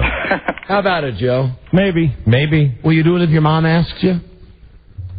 Well, sure. She's my mom. Sue, would you ask Joe to wear a suit one? I'll do it on the air with all the witnesses. Yes, all right, very good. Then please, right now, roll tape. Ask Joe to wear a suit to work. Joe, will you wear a suit to work, or how about a blazer and slacks? A blazer. There you go. I have that. Nice. That's from your mom, Joe. Mom. I sure will, Mom. There you go. Hey. Fantastic. And Mrs. Ardinger, as Joe mentioned, what I consider to be his unhealthy friendship with Buzz Burbank. No. Yes. Well, it's just our recommendation that you might want to suggest that he find some other friends. We just don't think it's really healthy. Buzz isn't the best influence. Okay. I don't know Buzz. Buzz, say hi to Mrs. Ardinger. Hello, Mrs. Ardinger. Well, hello, Buzz. That's a very lovely dress you're wearing. Eddie Haskell. That's Buzz. Hello. Hot, hey, and hey. Listen, it was a pleasure meeting you, Mrs. Ardinger. Sue, it was wonderful talking to you. Well, it's a pleasure talking to you both. You're a very sweet lady, and have a wonderful Mother's Day. Thank you. Thank you very much. Bye-bye. Bye. There she goes. Joe's mom. Hey, Joe, nicely done. Yeah, way to Good go. job. Hey, Mom. Did we tell you we treat your mom Thanks, with... Ma, I love you. Treat your mom with kid gloves. Way to go. That's nice. Very nice lady. That's terrific. I like what you do for your grandmother. I think that's wonderful. Well, I do it for both of them. That's good. Actually. That's good. Nice. But yeah, Grandma. So, after all of that, I guess the one question we have is, when will you be wearing the slacks and blazer to work? I don't know, but let me probably have to take it to the cleaner. Is there a chance we could get the bow tie? Because the bow tie would really just make it. Like a red bow tie? Hair in the bow tie. Sure. Okay. Don't forget, your mom told you to, Joe. I will do it. Your mom told you to. Your mom done fine. You call her and tell her that. I will. Okay. Thank you, Joey. Thanks, guys. Very good. Get out. There he is, everybody. Fathers expect more from a kid named Joe. That's right. There you know, you can go Joe's not just a name; it's an idea. You can go to that line with moms, but then you just Joe. It's a mom. You know what I mean? There's this code. You know what I mean? Right. You can say, do you think your son is a disappointment when we can all laugh? You know, right, exactly. You wish he had a better, but you just can't come out and say, have you ever had him tested? No, you can't say that. That's the line. Right that would be over the line. Have you ever had him tested, and do you think he's challenged in any way? We will be right back. This is the Don and Mike Show. Mike. Yeah, Don, what is it now? You know what it is. I do. Sunday is Mamo's Day. It is. And as much as your Mamo denies it, she wants something good. Something that shows you put thought into her gift. Not like that dope with Buzz who sent his mom candy. No, she wants a Vermont teddy bear, and all you have to do is call 1-800-829-BEAR and give your mom a delightful handcrafted teddy bear from Vermont. She'll love opening it in her pajamas. As a matter of fact, Mike and I sent a Vermont teddy bear to Buzz's mom. It's called the Relaxation Bear. I thought we sent her the pregnancy bear. You can also get the nurse bear, the gardening bear, the Buzz bear with the tight shirt, the teacher bear, the Queen for a Day bear, mom's biggest fan bear. Overnight and Saturday delivery is guaranteed, so call today. 1-800-829-BEAR or shop online at VermontTeddyBear.com. This year, thank Mom with a handmade Vermont teddy bear that you'll love forever. That's 1-800-829-BEAR. Tell them Don and Mike sent you. And Buzz's mom says thanks. You're welcome, Phyllis. What you see is what you get with Females for Hire. And it's a lot more than you have ever seen. Yes, Females for Hire makes the happy hooker look like Mother Goose. It's all here, all of it, with everything left in and nothing left out. The story of the jungle they call the street and the girls who have become the most dangerous game on earth. Here is the marketplace, the buyers and the sellers, the conners and the conned, the dream and the nightmare. Females for Hire. They guarantee you a good time. The contract doesn't say you'll come out alive. You're playing with fire. With Females for Hire. From Independent International, rated R. Under 17, not admitted without parent. The Don and Mike Show. Time for another spoof. So here's Don and Mike. Hey, let me mention, I don't have copy for this. Let me just mention that lots of the Mother's Day things that we're giving away this week on the show, courtesy of Outback Steakhouse. No rules, just right. I happen to know Outback opens at 11 o'clock on Mom's Day. All right. Sunday morning, and everybody loves Outback Steakhouse. Great sponsor of the show, and we thank them. We also want to thank the good people of Wichita, Kansas. Yeah. You know, we are going through all the markets with the ratings. And I think we've done a pretty fair job of telling you where we've done well and where we've sucked. Thus far, out of the 9 or 10 markets where the ratings have been released, we've done great in all of them except 2. In Seattle, we were down like 0.2 of a point. All right. In one category and 0.3 of a point in another category on KQBZ. This was after Killer Book in D.C., Killer Book in Baltimore, Killer Book in Sacramento. Right. We finally showed up on the map in San Francisco. Very good. On a station that didn't even make the rating. Our show showed up in the rating. That's a good thing. We had a good book, a good first book in Pittsburgh. Did very well in Las Vegas. Las Vegas was a great one. Wichita came out yesterday, late in the show. Right. And let me see now. They actually go through and get it 2 to 6, because that's when we're on with Central Time Zone. Among men 25-54, all right, which is the target audience, the good people of Wichita have made us the Winter Arbitron ratings number 1. Thank you, Wichita. Yeah. With a 12.2 share. That's great. Among all adults 25 to 54, you got to try harder. We're only number 2 with an 8.1 share. And among men 18 to 34, we are number 2. But it's hard to argue being number 2 when you have a 16.2 share. That's fantastic news. Thank you, anyway, Wichita. Yeah.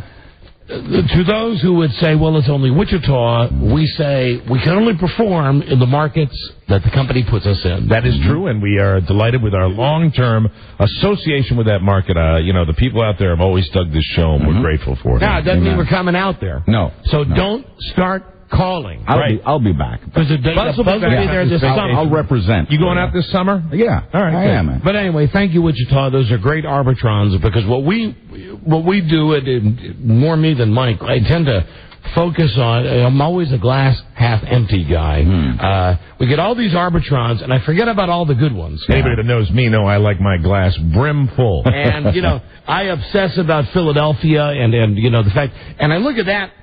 Overall, we went 3-2 to 2-3 in Philadelphia. We didn't even go down a full point. Yeah. And I'm pulling my goddamn hair out about it. Shouldn't worry so much. Meanwhile, we're getting great ratings just about everywhere else. We're very happy. War or no war, which has skewed the ratings. So, anyway, thank you again, Wichita. That's very nice. Thank you, Wichita. And it's a nice pick-me-up. Now, from the, Buzz, we don't have that tape anymore of you saying scrotums in the news. No? So, Robbie, can you give me some fake reverb here? Gonna have Buzz record another one? I can do it here, I think. Okay. Hold on, we got it right here. I think if I do it... Is it real, too? Hello, test. Echo. Hey, everybody, good looking Monday. This is Al Jazeera. Okay, Buzz, 3, 2, 1. Scrotums in the news. Thank you, Buzz. There, we've got it. Appreciate that. Because we have scrotum stories and... My sack doesn't work. And more. This comes from the Sunday Tasmanian, which is an actual newspaper. Sunday Tasmanian, down in Australia? Down under? A university student in the United States convicted of castrating men for their sexual pleasure confessed to honing his bizarre skills in Australia. Taiwanese engineering student Shosho Wang. Oh, no. This is not a made-up story. This is real? I swear to Christ. He started down under. Shosho Wang. Mike, as you see, it's from the Sunday Tasmanian. There it is. The newspaper. Shosho Wang told authorities he performed his first 4 castrations in Australia before taking the knife to more than 50 men worldwide. Oh, my God. A United States court heard Wang, 29, advertise his unusual services on the web. Did this guy do this for people that wanted him to do it? Yeah. Oh, my God. Yeah. Wang lived in Australia until a few years ago, was arrested 10 months ago after a man began hemorrhaging outside his home in Detroit following his voluntary castration. Oh, my remember this. God, I'm going to puke. Yeah. The 48-year-old man said he sought the castration because he had a sexually transmitted disease and no longer wanted a sex drive. Wow. Oh, but 2 other witnesses told the court that the man, who has not been identified, but I believe he's in the next room, going by the name of Buzz, had previously admitted to having a 20-year sexual fantasy of being castrated. Jesus. That is amazing. Now, I don't get that. Wang, Shosho Wang, did not charge for the 40-minute procedure. Well, that's nice. And shared dessert with the man before sending him on his way. Oh, my God. But then the guy was hemorrhaging. Police were called by Wang's neighbors after they found the bloodied man wandering on the road. They later found his testicles in a jar in Wang's refrigerator. Oh, my God. You want to keep them fresh.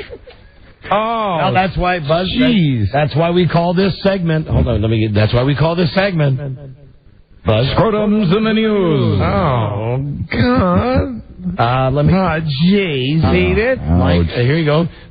Is this another one about the same subject? No. Yeah, it continues. You're going to like this part. Shosho Wang now faces up to 4 years jail. Good. After being found guilty of practicing medicine without a license and dispensing prescriptions without a license. Australian federal police in the United States said that they would refer the case for investigation. I'm all oogie. Now, a Detroit prosecutor said that Shosho Wang had confessed to having performed his first castrations in Australia but refused to give the details after withdrawing an earlier plea of guilty to the charges. Shosho Wang withdrew his plea in February after a Michigan judge rejected a recommendation for probation, saying that he would sentence this guy to at least 6 months in jail. No, Shosho. Now the judge said, quote, "It does not seem to me that Mr. Wang is truly understanding the seriousness of his violations." No. The judge also said that Wang told authorities he learned the skill from his grandfather, a doctor in Taiwan. I don't get it. Wang, hold on, you're going to get some background here. All right. Wang moved to Australia in 1994. Says he was approached years later by a man to perform his first. He's just approached the guy. Hey, that looks like a guy that can his first castration. The judge said that Mr. Wang admitted to having performed his first surgery on the man's dog. So that's how he practiced. Good to practice. On the dog, like a Jeffrey Dahmer story. So he did his first surgery on the man's dog, and the next day he castrated the dog's owner and 3 of the guy's friends. Just for fun? Wow. Doesn't say. They asked? No charge. Doesn't say. Free dessert. Now, Wang will I suppose you'd have to have a voluntary, unless you were... Well, no, that's what Wang is saying. It's all voluntary? That he is convicted of castrating men for their sexual pleasure. Wow. So these are all guys that came to him. Wow. Mr. Wang will be sentenced on April 21st in Detroit. He did not disclose where in Australia he had carried out his castrations. The judge said, Mr. Wang bragged to me in chambers about doing over 50 castrations. And as horrible as that is, what's more unusual to me is the fact that guys want this like a sexual, the whole pain thing. Here's where you're asking, how did he find these guys? How do the guys find him? Again, thank you, Al Gore, for inventing the Internet. Amen. What do you mean they're on the Internet? Of course. Wang advertised on a fetish website for the procedure, which is carried out while the patient is conscious. Oh, Jesus. He was flown all over the United States and all over the world by men who paid him to do this. Wow. After 10 years in this job... Sick in the head. This is the judge now. After 10 years in this job and seeing some extreme things, this is the most unusual case I've ever had to deal with. And the reason that the judge is having problems with this is that the people who Shosho Wang did this to, the guys all sought out his service. Right. And then they don't want to prosecute. No, right. They paid him, and no one's complaining. Oh, dear. Not even the guy that was hemorrhaging? No. It's the neighbors who filed the complaint saying that they found the guy hemorrhaging after dessert. After he had his dessert with the guy. Jeez. Shosho Wang is a Taiwanese national with a master's degree in engineering. Right guy. He is in the United States on a long-term student visa. Hello, Mr. Wang. The judge said that Mr. Wang would give each patient a local anesthetic and remove each testicle with a scalpel. So he did it pain-free. Yes, and that would conclude today's... See, that's different. I think of it just hacking them off. That would conclude today's edition of Scrotums in the News. Wow. There you go. That's a segment we don't do often on the show, but... I'm getting tired. My sack doesn't work. I'm getting tired of these things. Get me Wang on the phone. Here you go. Hello, Wang. Shosho Wang. Hello, Wang. I want you to get over here right away. Don't need to eat these berries anymore. I want you to hack them right off, Wang. Wang? Hello, this is Shosho Wang. Is this Shosho Wang? This is Shosho Wang. Wang, this is Niedermeyer. I need you to get over here post haste and take these off me. Okay, I have to practice on your dog first. All right, we've got a dog over here. Practice on and get over here, Wang. I'm tired of looking at them. I'm just getting done with a man named Ken Stevens. Ah, yes, sirree. Well, he's been with you before, hasn't he? As soon as I am done with him, I have to go to Philadelphia. Okay. When I'm done there, I work you in. Thank you very much, Wang. Pleasure talking to you, Wang. Wang. And that, how funny is that the guy's name is Wang? Coincidence, right? Hello, Don and Mike. Now you got that and the SARS to worry about. Hello. Hey, boys, how you doing? Hey, we're doing great. I just happened to, this last weekend at the Maryland Film Festival up in Baltimore, they had a documentary on all these guys that do these voluntary castrations. This is not a joke. Was Shosho Wang in there? No, there was a guy in Philadelphia, a doctor in Philadelphia that does them. The documentary was called American Eunuchs Who Needs Balls. Oh, my God. I guess this would be another Scrotums in the News. So is this all for sexual gratification? Mostly, some of the guys said that their sex drives were too high, and that was a way of dealing with it. I know the first guy, I think, the guy who was hemorrhaging in Detroit, got like VD or herpes or something and didn't want to give it to his wife. So his solution was, well, castrate me. Wow. So I What would a have moron. a sex drive.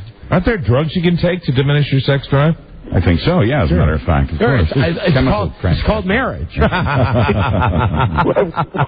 What these guys would do, they get themselves castrated, and then they decide how much testosterone they want to take, and they regulate their sex drive by their testosterone injection. Wow. Well, can't you do it where they take out your testicles and then they put in like a couple of marbles in there? Super balls? Right. And then you take that medic. I mean, so it's cosmetically it looks all right? Yeah, sure. Well, I know if you have that thing, if you've got like cancer in your nuts, they got that thing where you can get a fake ball. I'm starting to perspire. Hello, Don and Mike. Yeah. Hey, guys. Hey. Did you hear what the judge also said at the preliminary hearing? What? He wanted that Wang hung tonight. Okay. All right. See, that's a Wang Chung thing. Yeah, I know. Everybody Wang hung tonight. Yeah, the old ball and chain. So anyway, there's a buzz one more time, please. That was another edition of Scrotums in the News. All right, thank you. Now, when we come back, we have a guest. Guy invented a website, brought one of the girls with him. The website is girlstellall.com. Yeah. Okay. And I've been looking at this for a couple of days, and I can't figure out if it's like a website to meet girls. Okay. Or a website just where you look at pictures of girls and they tell you what they like. Sexually? Yes. Not only, Girls talk about their sexual experiences, I believe. Yes. Not only do they talk about their hobbies. Shocker, you peeked at it. Not only do they talk about their hobbies. For instance, activities I like done to me, feathers. Activities I'd like to do to you, feathers and shoes. I am straight. My personality is caring, smart. My marital status is single. I am piercings. I enjoy giving and receiving. Oral. I like to be on top. Yoo-hoo! I'd like to try standing up. Yoo-hoo! I like to have sex in the bed and in the shower. Yoo-hoo! I'd like to have sex at the beach because I love the ocean. My breast size is 34B. Mamma mia. How do you feel about your breast? The perfect perfect size and shape. My nipples are perfect. You're reading this very well. Yeah. What I like done to my breast, I like for someone to pay attention to all of me, not just one particular part. What I like done to my breast. It's got a whole thing about J-O-ing. And then it's got girls talking about penises that they've seen before and come in contact with. First time a girl gave a handy. This is all information on the same girl. Wow. First handy, I was 17 with my first boyfriend. We finally did it on prom night. This is where I like a guy to have a happy ending. Anywhere except my mouth. You ever performed oral on a woman? Never. Would I like to... anal. Oh, this is a good girl. My experience with anal? Never. Would I like to retry anal? I would not like to do this. What's sexy about poo? Oh, is this the one that's coming in? Well, I don't know. But anyway, her name is Punkin. Hey, Punkin. Punkin. Very nice. So the guy who's got this website will explain the whole thing, and he's brought one of the girls from the website. Oh, yes. And I'm not really sure if it's will you meet these girls or you just, you get your nut by going on the site and reading about what they like. Well, who knows? We'll find out all the details. He's coming in next. And thank you for listening to another edition of Scrotums in the News. Okay, we'll be right back. This is the Don and Mike Show. Mike, erotic. Mother's Day is this Sunday. And I'm sending Buzz's mom a totally pampered gift this year. What? I'm sending Phyllis the softest gift for her hardest job being Buzz's mom. That's right. I'm sending Phyllis Elston a pajamagram. Phyllis will receive the most luxurious erotic pajamas along with free lavender bath tea and a gift card, all delivered in a keepsake organza erotic hat box. Now, you want to be like, well, I was going to say like Buzz, but Buzz is not doing it. You and I are doing it. We're sending these wonderful, lovely gifts to Phyllis. If you want to be a good son or a good friend of a good son, Mother's Day, pamper mom, tell her how exotic she is, how much she turns you on. With the pajamagram. Just visit pajamagram.com or call 1-800-GIVE-PJs. That's pajamagram.com. Tell them Don and Mike and Phyllis Elston sent you. It's good, man. It's all good. We've been trying to hold it down and, provide some information for the listening audience from another perspective, from the perspective of those of us who did time in prison and have some political consciousness. And, good morning. Good morning, ladies and gentlemen. How are you this morning? I'm fine, thanks. Who am I talking to? My name is Ralph. Yes, good morning, Ralph. And this is the second time I've heard your show, and I have to say that I think it's really great. Now, whom am I speaking with? I didn't catch your name. Her name? No, your name. Oh, my name. My name is Eddie, and I'm the host of the show, Peace and Justice Radio. Oh, that's great. For a minute, I thought you were Don Geronimo, and he got his voice fixed. Anyway, my crap detector went off. Yes, hit that. Good morning, caller. You're on the air. Let's talk about some serious business here. The Don and Mike Show. Okay. That was a little weird, that one. Yeah, that one was. Next to breast milk, the Don and Mike Show is bad. Well, we got a third one from the burping guy. Let's listen to that one while they bring in the people from Girls Gone Wild. Here's the third one from me. We got 3 tapes from the burping guy today. It is 15 after the hour. Good afternoon. You're up next. Yes, good afternoon. Yes. How are you this afternoon? I am very well. I am very well, thank you. Incidentally, this is the disc jockey we like. You're gone. You're gone. You're gone. You are gone. Thank you. Yes. It's very nice to speak with you, gentleperson. I have been a fan of your show for, I would say, about 2 months. I came across it by accident, and I have to compliment you on the scope and realm of the topics that you cover. My question to you is, in the search for the weapons of mass destruction, that there is a use of primates in the field where they are looking for these weapons out in Iraq. And I heard an interview with a Captain Charles Broyhill, who apparently was in charge of this brigade. And I was wondering if you had any opinion on the use of primates and monkeys to look for such weapons. And I was wondering if, I don't want to sound rude, but you listen to the Don and Mike Show ever? But I didn't get the last part. But I did hear the belch. There's some people who no doubt are prepared to argue that there are some primates that are of far greater value than some human beings. Wow. He seems to be getting a little tolerance for him, doesn't he? Charlie Broyhill immortalized with the burping guy. Right. All right, now, as usual, I don't have names of who the guests are. So, Simon, please, what is your name, sir? Mark Burnett. Mark, and you are? Cindy. And you're the guy with girlstellall.com. That is correct. Now, it's a website, it's a book. It's a website and a book. It's a website and a book. Now, I was reading, I was like teasing this with our audience.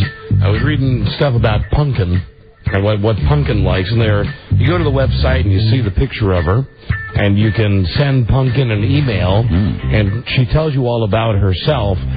Is this a dating service, or is this just a way for guys about women? Sure. No, it is actually a dating service. That is the whole point. And are you on girlstellall.com? I'm Punkin. Oh, you're Punkin. So that was... And I like the music in the background. I remember that from some porn film. Yeah. That's exactly what it is. Yes. I'm moving my hips right about that. So your nickname is, Cindy, your nickname is Punkin. It was something that my dad used to call me when I was little. Oh, God. I didn't want to put Cindy, so I picked Punkin. Punkin, all right. And do your folks know that you're on this website? No. All right, now, Punkin. Hey, now. I'll tell you that looking at the pictures that are on the website, you match up with the pictures. That's an endorsement, incidentally. That's not. I'm just saying, you're not misleading anybody. handsome woman. Now, there's another woman on the cover of the book, and then on the back of the book that you have your picture taken with. Is that somebody special to you, Mark? Actually, that was a model that was hired for the book, but she actually put in her profile up on the site also. So we've got about 30 pictures of her up. Cracked me up that you had your picture taken on the back cover with her. Yeah, like that? Yeah. Hey, why not, man? It's actually, she's in my jacuzzi when she took that picture. Wow. Really? Yeah. And if you go up on the site, you will see there's my jacuzzi, and she's laying in there rather naked. Oh, wow. Fantastic. Yeah. Pumpkin, how many guys have you actually met off this website? Well, I haven't been on there for very long, so I haven't had a chance to meet anybody yet. You haven't met anybody? Have you gotten any interesting emails that you've responded to? A couple, yeah. Yeah, so you haven't actually taken the plunge and gone out on a real date. No, I filled out my profile very completely. You sure did. And incidentally, you're right about that anal thing. Remember, and that's, I loved your answer to that about poop. Because that's exactly how I feel. That's where food comes out, honey. Yeah. Yes. There's nothing sexy about poo. Yeah, you should know that Pumpkin, her favorite city is Washington, D.C. Very nice. All right, very good. Let's see how much you know about what you wrote on your profile. I'm going to give you a quiz right now because I've got it right here. Do you have a pet name for your breast? Absolutely not. You do not? No. What's the biggest penis? Most average. But I swear I've never taken a ruler to bed. Well, what was... So I would say probably 6 or 7. You said 7. What was the smallest you've ever had? Well, again, I'm not a big girl though. So size doesn't always matter. Well, you wrote 5, and then you wrote it was fine and petite, so size doesn't matter to me. No, I'm only 5'4". I'm 105 pounds. So not a pumpkin. Not at all. If I see a huge monster guy, I'm probably going to run screaming from that. How many guys that you've been with have been circumcised? Oh, all of them. All of them. I've heard about them, but I've never actually seen one that wasn't. What is your opinion of a guy's penis? Well, they're great. Is that on the website? Yes. Oh, yeah. Your likes or dislikes? I came up with 200 interesting questions. These are all yours? These are all mine, yes. Late at night with nothing to do, yeah. Very good. I like them just fine. But your answer says, the only thing I would not like is if he did not keep up with his personal hygiene. Oh, yeah. Well, absolutely. Who wouldn't like somebody's, the area between their legs if they didn't keep up with their personal hygiene? That's right. Here you go. I got to be careful with how I read some of these. It says, what do you think of the taste of number 3? Number 3?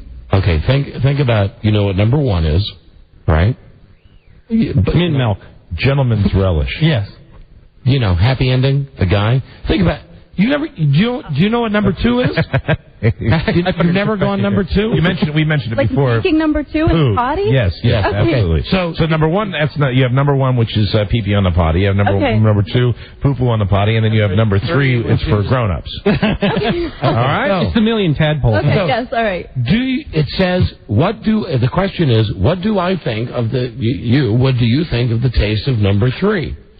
I'm not real big on it, but sometimes it's necessary to get it in your mouth. Do you I don't drink it. Do you like guys to number 3 in your mouth? No. Okay. Do you give oral after it's been in your in your place? Yes. If I'm in an appropriate situation with somebody and we're doing stuff. Now, right? Yes. No, that's not what you said. It says in your profile, do I like to do that after it's been there? And your answer is no. Well, no, I put that actually because I didn't want somebody to think that, they can just do that and they're like, oh, let me email this chick Pumpkin so she can lick my thing after I put it in her thing. Let me see. Depends on how intoxicated you are. Pumpkin? Yes. Do you practice safe sex? Of course. You ever been pregnant? No. Okay. Is there any, I'm in the book and I'm looking at the girlstellall.com book here, and there's a section on alcohol that I just, happened to open up. Is there any alcohol question in her profile there? There's the Devil's Brew. You put it there. Toys, lubricants, and other. No, I don't see anything about booze in here. Are you a drinker, Pumpkin? I'm a social drinker. I do maybe 2 or 3 drinks if I go out. If you go out, okay. Yeah, but I don't think that girls look pretty when they're... you're 77% of women in this book. Wow. 77% of women see themselves as social drinkers. I'm reading about Pumpkin here, and there's no reason to give her the sex quiz, because all the that's a bit we do on the show. All the answers are here. She's only been with 7 men. Yep. She's been with no women. She's active. Would you like to be with a woman? No, sorry. All right, because, you get a lot more of that nowadays that, women are interested. There's a lot of women on the site that are bi. Now, it says you are active sexually less than once a month. Did you go on the website, girlstellall.com, to get more sexually active? I want to have some dates. I'm not looking for somebody to have sex with, but if I go on a date and we have a relationship and then it comes out like that, then sure. No, I'm going to ask you a question because you're a very attractive woman, and you it would seem to me that if you went out and about, you went to parties, you went to friends' houses, you went out to a bar, you went out anywhere, you would have no trouble getting a date whatsoever. You're shaking your head no. That's not true? The problem or you don't. That's not how you want to get a date. That's not true. Who is the hold on, Mike? Let me just for all the guys at the Beach Town Club. Who's the celebrity you think you most resemble, Pumpkin? Oh, I don't know. What do you guys think? Oh man, there's somebody that I'm trying to think of. Right, she's very, very pretty, very attractive. She kind of looks like a little bit like that chicken Animal House that did it with Donald Sutherland. Yeah, a little bit like what the hell is her name? She was also Karen Allen. Karen Allen, and I think a little Dana Delaney also. A little Dana Delaney, a younger Dana Delaney also. Thank you. So getting back to my question about why the website, because it would seem to me you would have no trouble getting dates. Oh, I can't get a date to save my life. I like kind of nerdy guys. And hey, well, Rob now he's married. He's married. He's married. But I like thick plastic glasses too. I like ugly shirts and like big belt buckles. Where's Travis? Wow. Oh, no. Someone bring Travis. Mark, I don't want to put you down, Mark, but your picture's in the book here, and she says she likes nerdy guys with glasses. Yeah, you strike me as a nerdy guy with glasses. They're not thick glasses. I'm not thick. Right. That's the problem. Have you dated Mark? No, he's married. Oh, you're married? Yeah. You're married. How does your wife feel about you getting involved with all this? She took that picture, believe it or not. Really? Oh, so your wife's into that. Yeah, all right. He's not here to get dates. Not anymore, no. I really don't. But you used to swing? Yeah. Used to, yes. So did our news director, Buzz. So your wife is a very open-minded woman, then? Yes, pretty much. Yeah, obviously, if she takes pictures of other women with me in the jacuzzi there. Getting back to you, Cindy, Mike Pumpkin, please. Pumpkin. All right, I'm sorry. Cindy. It would seem to me that you would have no trouble at all getting a date. I'm very surprised at that. The guys that approach me when I'm out are just kind of loud, and they think that they're God's gift to women, and I just like guys who wouldn't normally hang out in a bar or approach a woman, and I just don't know where to go to find them. Do you need a lubricant? No. Well, no. That's one of his questions. No. You answered in your profile. Oh, I thought you meant right now. Well, yeah, right now. In your profile, you answered sometime. Oh, you made me choke on that one. God almighty. Sometimes. Wow. Sometimes. Well, occasionally, I'm sure that most women need some. So would you say that you're involved in this website because I'm getting the impression that you have a real specific type that you don't want to go through the trouble of like hit and miss dating. You'd like to really have a strong idea of the kind of guy you're looking for. You have an idea, and you'd like to have that in print. Kind of, it's not like a guarantee, but it's something where you've got all the information going into the date. Yeah, because I have a profile up there, and if somebody wants to get in touch with me, they can fill out their profile too. I would imagine if you put I like nerdy guys, and you're on the web. Jesus Christ! I was going to say already, just being on this show today will guarantee you 50,000 web hits. Yeah. But if you're looking for nerdy guys, Pumpkin, right? You might your site might crash today. I'm not asking. If there are nerdy guys out there listening, she likes nerdy guys. I gotta get home real quick. Right? Girlstellall.com. Oh, and here you now. Speaking of, who would be the number one nerd? Hello. Hello, Don. It's Pumpkin. This is Dennis Murphy. Hi, Dennis. How you doing, Pumpkin? I'm very well, thank you. Dennis, it's Pumpkin with an N. Hey, Pumpkin. Hey, what are you doing this weekend? I'm going to be reading some of my emails from girlstellall.com. Oh, okay. I'll make sure I'll send you one. Okay. But, Pumpkin, I would love to meet you sometime. Oh, well, fill out a profile, and if we're compatible and we like the same kinds of things, then maybe we can... Hey, go to DennisMurphy.com and you'll see what I look like. We got to see Dennis's profile. This should be interesting. Pumpkin, do you like a nice smile on a man? Absolutely. Do you mind if the man has dog teeth? Dog teeth? Let me see. You have pointed teeth, Dennis. Will we eat dog biscuits? Dennis, how is the weight loss going? Hey, Buzz. Yes. We do this very quickly. Go to DennisMurphy.com. Okay. And, Pumpkin, if you turn to your right... You'll see on Buzz's computer right over here, you'll see a picture of Dennis instantly. Yeah. Then we have to do a commercial break, and we'll come back, and we'll open up the phone. Very good. How many girls are on, Mark, how many girls are on girlstellall.com? That have profiles, about 1,300 right now. Are you surprised at, obviously you didn't solicit all these individually. Are you surprised at the reaction you got that made this thing take off? Yes, it actually took off a lot. I kind of built it as a lark because I just wanted to build a site that was had a lot more information than the other sites. I just didn't like other sites the way they were set up, and people love it. Pumpkin, what you want to do is get up out of your chair and go to the window and take a look at that picture. There's a picture of Dennis. That's our friend Dennis, the guy who's on the telephone. There he is. What do you think, Pumpkin? Now, Pumpkin, come on over. That was one of the times we had Dennis. You want me to pick her up off the floor there? We had Dennis dressed in a diaper that day, I believe. Dennis, you should have smiled for that picture. He's got a lovely smile. It's just lower. No, I should have, but Pumpkin, I can get along if you give me a chance. Well, Dennis, I think the best thing for you to do is probably go to the website and do guys put their profile in? So you have it's to go in actually guys tell all and girls tell all. But they go to the same site and they would sign up. When they sign in, you click your mail. Do the guys have to put a picture in there? They don't have to put a picture in it. Only Dennis, you're golden, baby. Okay. Yeah. Dennis, now listen, this is you. She's looking for single men, Eastern Seaboard, United States. Wow. Primarily Caucasian. Well, I'm Caucasian. She wants one-on-one sex, a normal sexual relationship.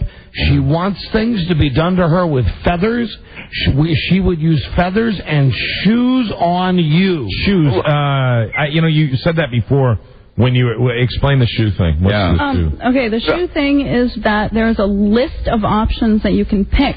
Right. And I just didn't really know enough about the rest of them, but I like shoes. I like shoes, and so you like shoes? Yeah, if there's some Belga Marcos. If somebody likes all right. shoes, So it's a normal shoe thing. I was just wondering whether you were like beating men with shoes. No, I don't have any of those kinds of shoes. Pumpkin is 25. Ooh. She's 5'4". Mm-hmm. She's petite. We'll tell you that. We're looking at her right now. Dennis, right. Dennis, your pants around your ankles right now, by any chance? Pumpkin. Buzz has pulled up another picture of Dennis. I think I hear Dennis. Picture of him with normal clothing. That's Dennis. What was the first picture? The one with Dennis in his underwear? And the Santa hat. All right. So now you've seen him at his best. What do you think? It's not bad. I think he needs to make a profile. Mm-hmm. Wow. That means goodbye. There you go. All right. Bye, Dennis. Listen, here's what we're going to ask. We got a break. Guys, if you're interested in Pumpkin, go right now to girlstellall.com. And do they put in a search just for Pumpkin, or should they put Cindy, or? Yeah, they can put in the member's name and search just for her. Okay, so what you want to do is go to girlstellall.com. But they should put in their profile. I mean, that's something they should. I would venture to say that this weekend, Pumpkin will probably have a few emails to read. And competition. I'd like in the next break for guys who have the internet access, go to the website, look at the pictures of Pumpkin. Good luck. Read. Oh, is it already getting jammed up? Server's pretty slow right now. Yeah. Go in and read these answers because there's all kinds of stuff like how fast the guy has a happy ending, how many times the guy has a happy ending, things she likes doing with. So this incredibly detailed. Now, a girl that goes on this website, she's not required to answer all the questions. No, she only answers the questions, or the guy only answer the questions that they want to answer. I mean, There's questions about... That's a good question. Questions about strap-ons. Yeah. Questions about J-O-ing, what makes you hot and horny. Guys, go on the site now and then come back. If you have further follow-up questions for Pumpkin, maybe she can actually find a guy that she likes and maybe make a semi-commitment to meet the guy. Do you think you might be able to do that? Sure, I can do that. All right. So do that and call us. We'll be right back. This is the Don and Mike Show. Why'd I get mixed up with that bitch? Because she got a great ass. And you got your head all the way up it. Jesus. Ferocious, aren't I? When I think of asses, woman's ass, something comes out of me. The Don and Mike Show. You can call Don and Mike anytime from anywhere in America. 877-365-3636. They're ready to believe you. They're in Pumpkin. My Lord, you are a strapping young woman. And listen, here's the deal. Jesus effing Christ. The Don and Mike Show. This has got to be an indication of how things are going on your website. Our phones have crashed. Wow. Crashed your phone? Wow. I'm not in the slightest surprised that's happened. I was sitting here during the break and saying, well, now, it's impossible nobody's calling. Yeah. So what I did was I picked up another line. When you guys were all talking with Mike and Charlie was in here. I don't know if you noticed, I picked up the phone and I said to Rob, I can't believe nobody's calling. So I called the number up, right? And I get boo-doo-doo. Boo-doo-doo. Wow. Boo-doo-doo. That's all you get? You don't even get a recording? I didn't get the recording saying the number's out of service. So the engineers are now resetting the telephones because we received so many calls and that never happens to us. Such a high volume of calls. We have this brand new, allegedly... Yeah, we have a system, though, that is really designed not to crash, and... that was overwhelmed during this top-of-the-line phone system, which has now had to be reset. They had to go into the back in the computer room and reset it. And now you can see, slowly, now the lines are starting to fill up. Hope your website can handle it as much. And just that I hope my programmers are listening. Now, every line is ringing. Now let's see how long it lasts. I hope it's not. Well, they're all trying to get through. Line 1, look at line 10 and line 11 just went dead. And it's not because people aren't calling. No. Do you see what they're all going dead again? Do you see how? Look at 6, 7. 1 is dead. Hold on. 9's dead. Well, this is boring radio. We're just telling you what's happening with the phone. You want to try to sneak one in? Yes. Let me just answer these and see what happens. If I get anybody on the air. Hello, Don and Mike. Don and Mike. There we go. There you go. Hi. Where are you from? Baltimore. Live 105. Did you go onto the website? No, not yet. No, we just want guys who have actually been to the website and seen Pumpkin. Oh. You wanted to talk to Pumpkin, though, didn't you? No. What did you want? I call and say that you guys' show is banging, and I wanted to give you props. All right. Thank you. Very nice. Pumpkin that wants to get banging. You know, we got we got thousands of people calling at once who can't get through, and God bless them. Yeah. Where's that guy when all the ball busters are calling us? Exactly. Hello, Don and Mike. Hey, this is JD. Hi, JD. Where are you from? I'm from Wichita. KFH-FM. Hey, thanks for those great arbitrons today. Yeah. Now, were you able to go to girlstellall.com? Oh, absolutely. All right, so you got in. Did you check out Pumpkin? Oh, she's a P of A. She's a P of A. A P of A. Thank you. You are a P of A. Now, what would you like to ask Pumpkin? The P of A. What's P of A? P of A. Pennsylvania. What would you like to ask? Well, I want to know if Pumpkin would like a Blumpkin. Oh, no. Get out of here. No, she's already expressed her feelings on that. It's an exit, not entrance. Right. Hold on. Let's see. Here we go. A P of A. Hello, Don and Mike. Hey, boys. Hey, who's this? This is Dean. From? D.C. Right, WJFK. Did you get on the website? Yeah, she's a cutie, man. She's a cutie. She's right here. Say hello to Pumpkin. Hello, Pumpkin. Now, I want to tell you something, and then I'll let you have a conversation with her. During the commercial, I don't know if you were still in here, Mike. Right. Pumpkin was saying there's lots of girls on the website who are much more experienced, who do a lot more stuff, that she's one of the more normal girls. Tame. And I was telling her that I'd rather have a regular girl than a whore on the show today. Yeah, somebody who's actually more normal and is really, I mean, first question we had, is it a real dating service kind of thing? And that's why she's on there, and I think that's interesting. All right, so you got on the website, you saw she's the one that's white when you first come up to the page, right? No, hold on. Well, it's very easy. It says Punkin, Punkin. Oh no, I thought she was like when you go to the girlstellall.com. There's a girl at the very top of the page. There is a picture of you, right? Yeah, that's a girl on the cover. Yeah, she's in. You have to go search and go to Punkin and find her. Punkin. Hello, Don and Mike show. Don and Mike, how you doing? Congratulations, good show. Thank you. Where are you from? I'm actually calling from the New Jersey Turnpike. I'm stuck there. All right, so you must be from listening in the Legacy, Pennsylvania. That's Philadelphia. correct, All right, but if you're on the New Jersey Turnpike, you haven't had internet access, right? I don't have internet access, but I just wanted to call you guys to let you know that I wanted to reaffirm that you're doing the best show possible, even for people who are stuck on the turnpike. Thank you very much, Thank sir. you, my friend. Again, a nice call. Thank you. We're trying to share some of the Quan with Pumpkin here now. Hello, Don and Mike. Hello? Hello? Yeah, turn your radio down, or is that a problem with this I line? find it much easier to say pumpkin than pumpkin. I like pumpkin. I know, you like pumpkin. It's just like I like pudding better than pudding. I know. Pudding. You don't want anybody going where the pudding comes in. Hello, Don and Mike show. Hello? I like to talk to Pumpkin. Yeah, Pumpkin's right here. Hi.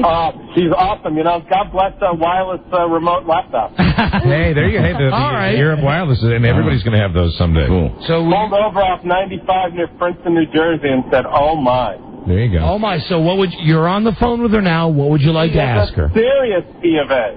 Serious? Well, here's the P of A again. I always thought it was POA. Well, that's just another way. POA is the O stands She's a for real piece OA. POA, yes. And Don? Yeah.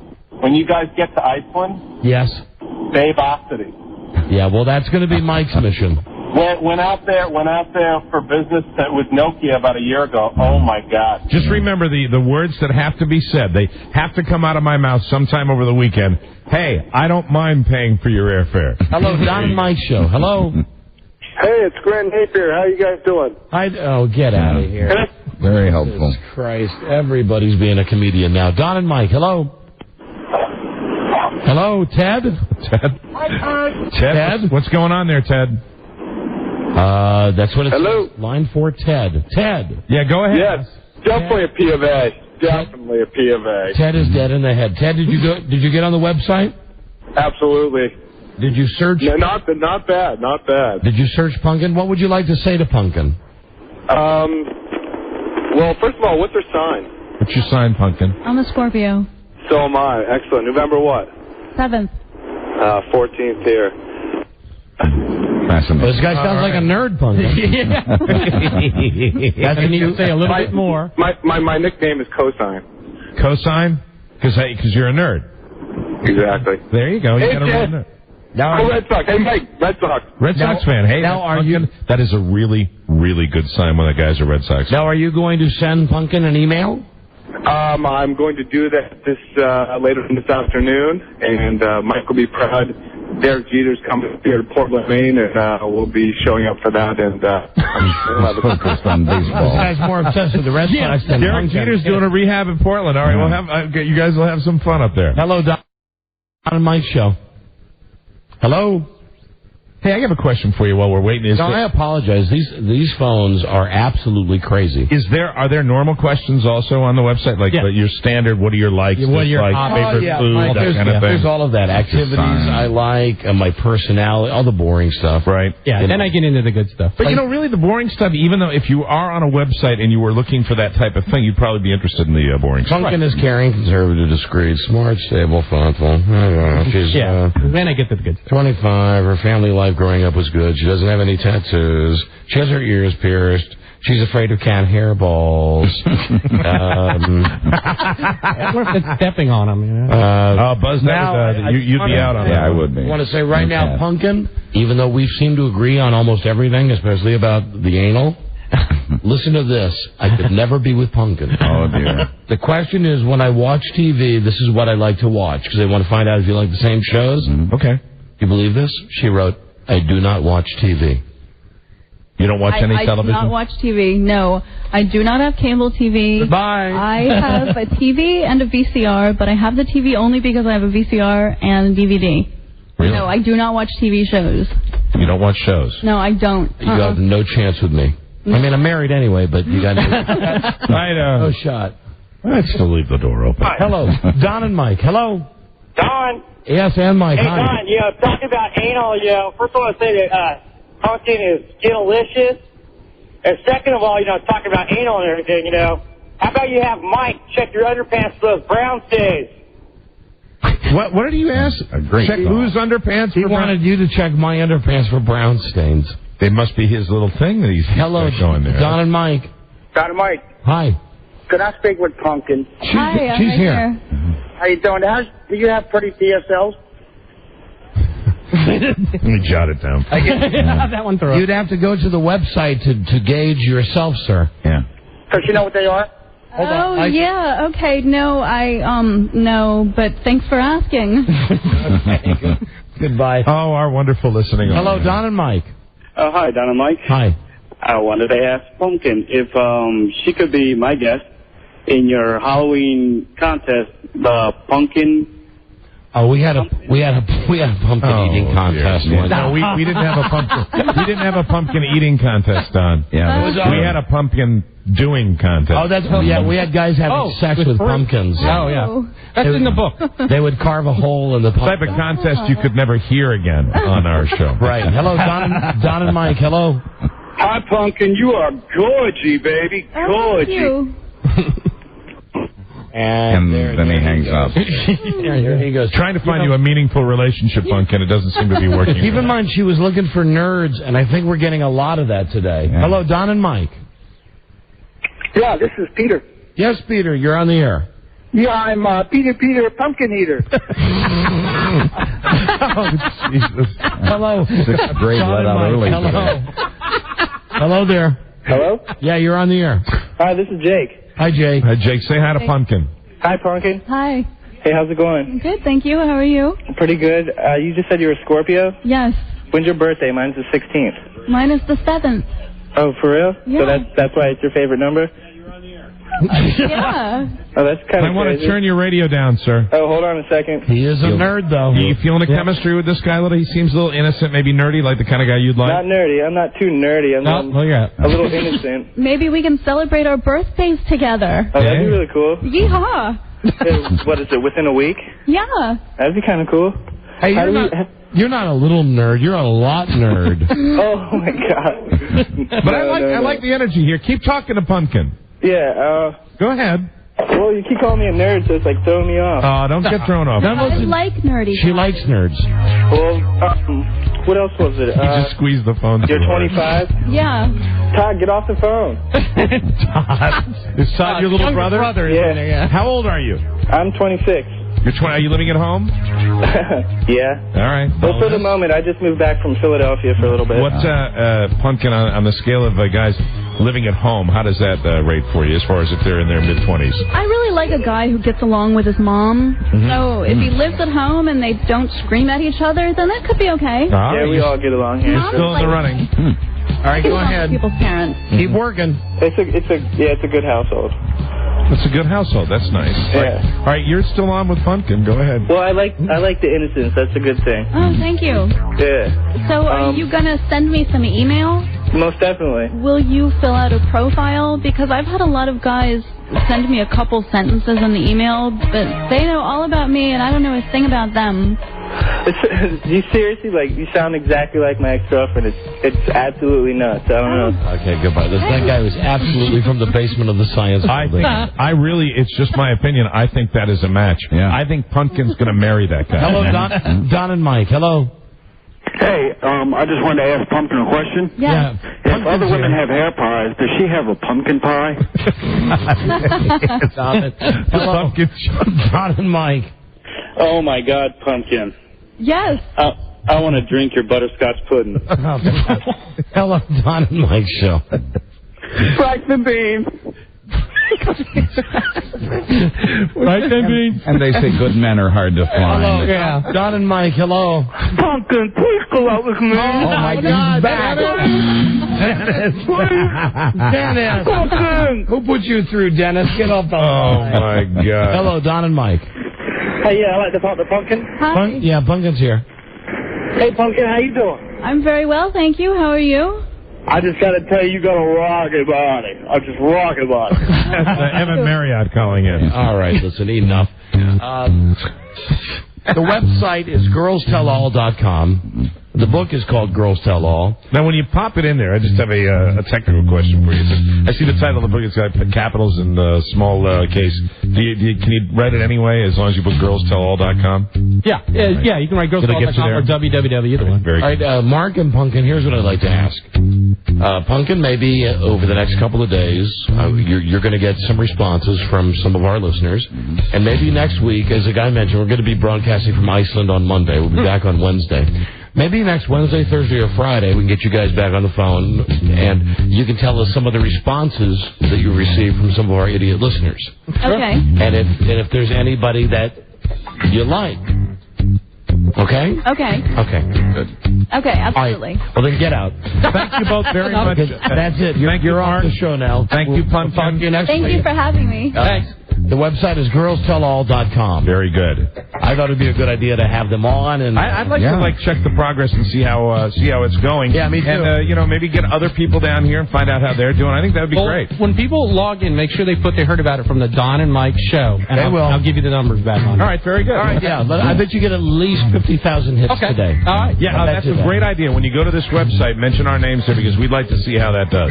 All right, but really now you both have to leave. Thank you, Pumpkin. This is how we Thank you, Mark. Thank you very much. Bye. She is a girl next door type. Yeah, absolutely. She sure is, but she doesn't like TV. Yeah, I bet she's a tomcat, though, really. I mean, doesn't like TV. And I bet she doesn't just like nerds either. She likes alternative. She likes dance. She likes classic rock. That's right. She does like to be on top, though. Is that? Oh, really? That's the position she likes the most. Very good. Is that true, Pumpkin? You like being on top? Yeah. She said, "I'm so normal." Yeah. Let me see. Not a bad thing. She doesn't feel ashamed after she JOs. Well, she wrote something else underneath here. What else did she write? Mike, I've been following your situation. I've always wanted you and would love to get together with you soon. Wow. Perhaps right after the show.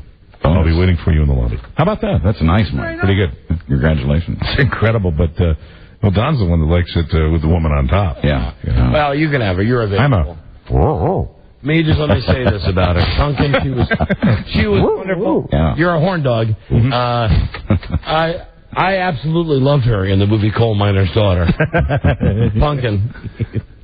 She's a little nothing like. She's a little nothing spacey. See you later, guys. Hi, Jen. Good deal. He kind of creeped me out. He is creepy. That picture. But the website's an intriguing idea. It is. I mean, he's a smart guy. He's got a good website. Anyway, you should really go there and write to Pumpkin. And Dennis, wherever you are, don't give up. Yeah, Dennis, she's telling you there's a chance. And I do know this, that in the history of this new phone system, which has only been about, 90 days, something like that, it's never crashed like it did when guys were trying to call. Now, maybe they were all trying to make the same joke about having a piece of pumpkin pie. Or Peter. Butterscotch pudding. Right. But there was some interest there. Yes, sir. There was serious interest in pumpkin. There sure was. Oh, a buzz. Yes. In a world where owning a radio was strictly forbidden, one man found a way to bring good news to his people. It was Buzz. He made it up. Hey, Lisa, even though you're engaged, you're still on the site, right? On girlstellall.com? Yep. Yeah. Just go to, it's Titty Bar. That's your name, isn't it? Titty Bar. I thought it was under Buttercup. Son of the Great Pumpkin. That's her clown name, Buttercup. Buzz, what is your lead story today on the news in the comments? Today, Keanu Reeves says he's not a dumb guy. Really? How's he going to prove that? Well, sure. We'll share that with How's you he going to prove that? What's the thing he says in The Matrix? Yeah, that's... Whoa. We just saying... Whoa. Whoa. He's come a long way. Stay tuned. Stay tuned for news and comment coming up on the Don and Mike Show. The Mike Show. That was very... professional.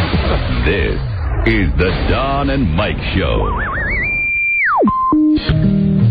I think the genius is here. Remember we told you yesterday that great plan we had to record the spots in advance? Yeah. They gave us the copy after 3 o'clock. So thank you. Totally live. Really. Right. Are you having a tough time figuring out what to give this year for Mother's Day? Why don't you give the gift of conversation this Mother's Day? Tell all of those mothers out there how much you love them with great phones and great phone plans from Singular Wireless. I don't want to say anything out of school, but you could make erotic calls. Yes, you could. Right now, Singular's offering 5,200 minutes for only $24.99 a month. That's 5,000 night and weekend minutes and 200 anytime minutes. Nationwide long distance is included. Call my good friends at Singular Wireless at 1-866-SINGULAR. Log on to Singular.com or visit any Singular Wireless retailer in your area. Remember, phone number 1-866-SINGULAR. Sign Mom up with Singular Wireless for 2 years and get a free $50 gift card now through May 14th with a mail-in coupon. Certain restrictions apply. See any Singular store for details. Allowed 10 to 12 weeks for rebate, check, gift card, or account credit. Must be customer 30 consecutive days. Customer responsible for mailing costs and freight and equipment. Don Geronimo and Mike O'Mara, WKFK. This is the Don and Mike Show. What's the word from Planet Crackpot? The Don and Mike Show.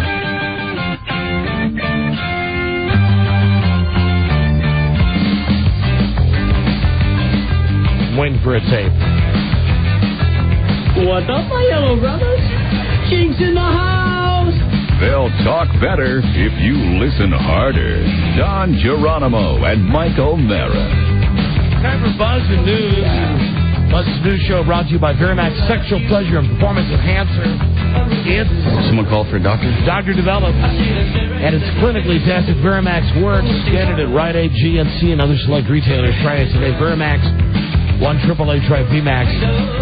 Listen, tomorrow on the show, it'll be slightly truncated because there's only one flight a day to Iceland. Either in the morning or at night. That's right. And it's a nighttime flight, so rather than jip you out of a show, because we know everybody's very sensitive about time off. Yes, they are. We're going to be here for 3 hours out of the 4-hour show tomorrow. There you go.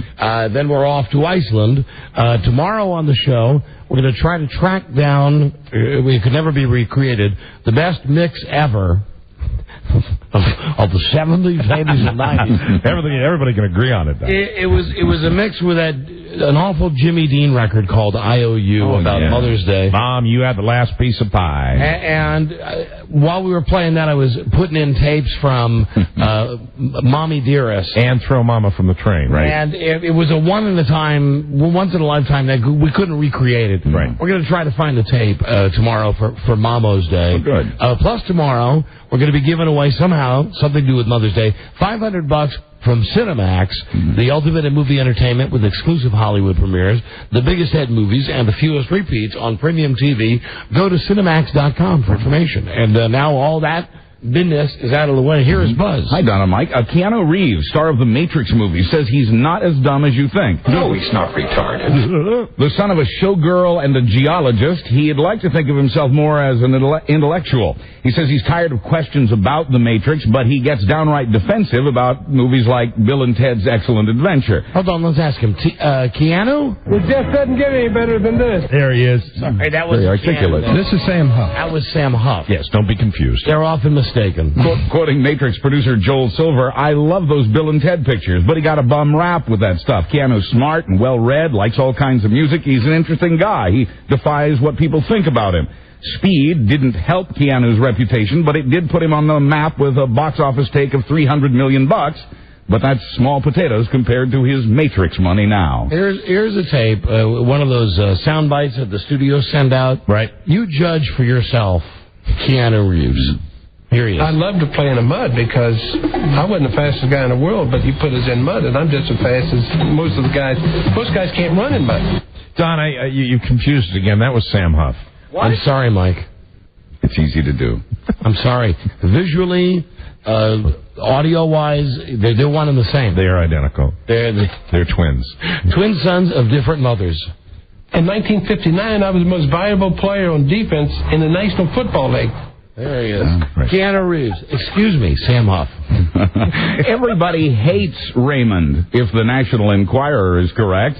The tabloid says the cast and the writers are angry with Ray after he held up contract talks to get a big raise and then agreed to do just one more year of the show. Now, there's only one person on that show everybody hates, and we all know who that is. Absolutely. Well, the Enquirer says the cast and writers are afraid that he'll walk away from the show once his movie career takes off, leaving them unemployed. He co-stars with Winona Ryder in an upcoming film. Hold on. Yes? You go ahead. I got something about Patty Heaton, who's the person we're talking about. Well, quoting a source, people have worked long and hard to make the show a hit, and they're finally at a point where big money's rolling in. People feel like Ray's toying with their futures. The paper says co-star Brad Garrett has reason to be upset. It says he was offered his own show, but that the offer was revoked when Ray agreed to yet another year. Pipe down. Yeah, come on. There's one person that people hate on Everybody Loves Raymond, and it's uber bitch, uber C-word, Patty Heaton. Patty! And here's a story that someone sent in about her. Oh, good. During these days of terror and conflict with Iraq, Patricia Heaton relies on the power of prayer to see herself through. Good. I pray all the time. It comforts me, reveals the star of Everybody Loves Raymond. Now listen to this. God listens to me and answers my prayers. You dumb.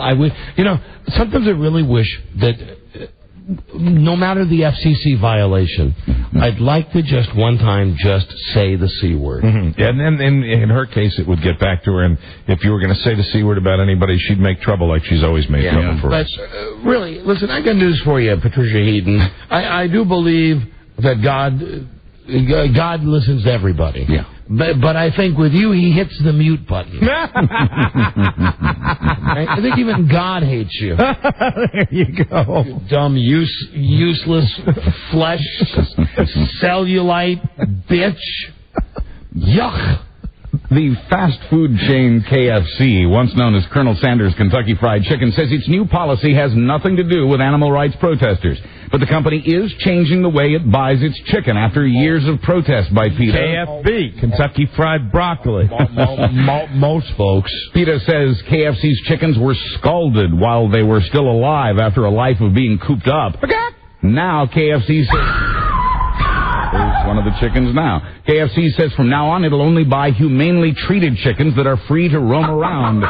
This week, the president of KFC flew to PETA's headquarters to talk turkey or chicken. That after PETA threatened to picket a stage play starring PETA spokesman Jason Alexander, the actor who played George. You mean Kentucky Fried Chicken spokesman? Right. Yes, he's not a PETA spokesman. No, that's correct. He's a KFC spokesman. And they're the worst commercials on television. They are, absolutely. I think I told you that. Has anybody saying, what kind of food are you eating? I read it in Media Week. That's a $10 million endorsement deal. Wow. Yeah, would you like to try something else? How'd you sign at the Soggy Burgers? Worth it. Really? God, what is his rap? And I think everybody in this room has agreed. KFC, let's call them what they really are. Yeah. Kentucky Fried Chicken. Right. It's still a great product. Yeah. It always has been. Tasty. And for my money, here's what you do. You dump George Costanza. You save $10 million.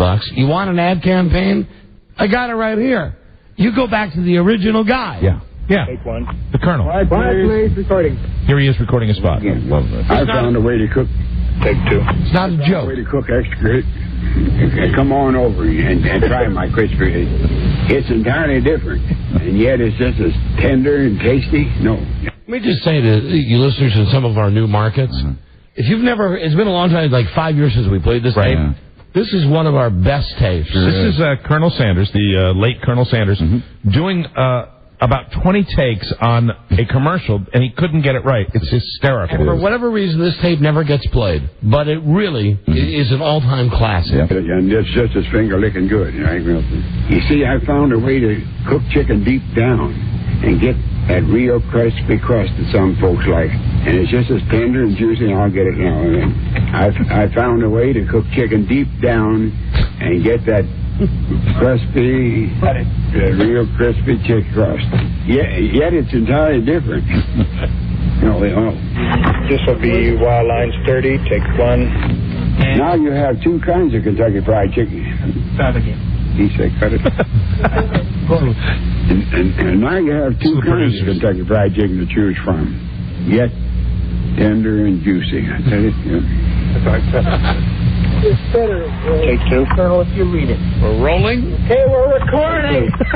Now you have two kinds of Kentucky Fried Chicken to choose from. My regular recipe.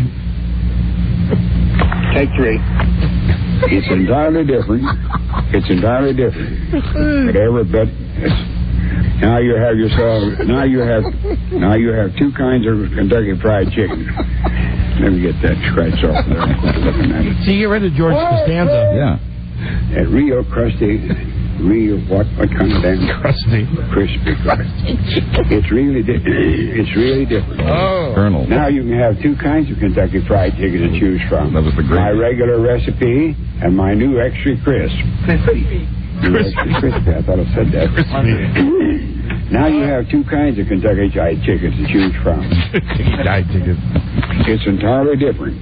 Every bit is finger licking good, you see. Every bit of his finger licking good. You see, I found a way to cook chicken deep down to get that real crispy crust some folks like. I better do that again, huh? Yes. All right.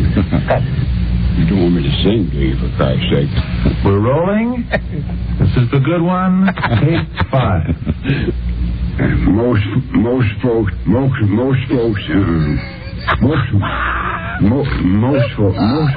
again. Most folks have heard about. All right, that's good.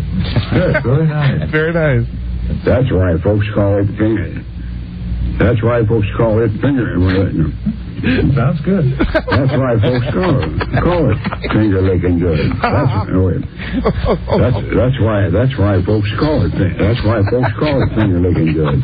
That's why folks call it finger licking good. Right, I'm not getting anywhere with this damn thing. Okay, fine.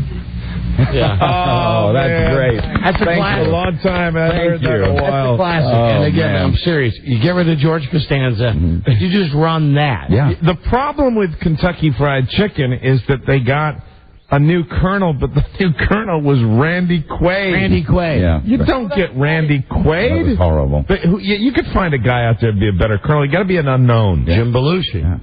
No. No, of course not. How about Joe Ardinger? How about Wilford Brimley? No. No, too Diabetic. old. Too old. Diabetic, Just right. on the diabetic spot. He's diabetic.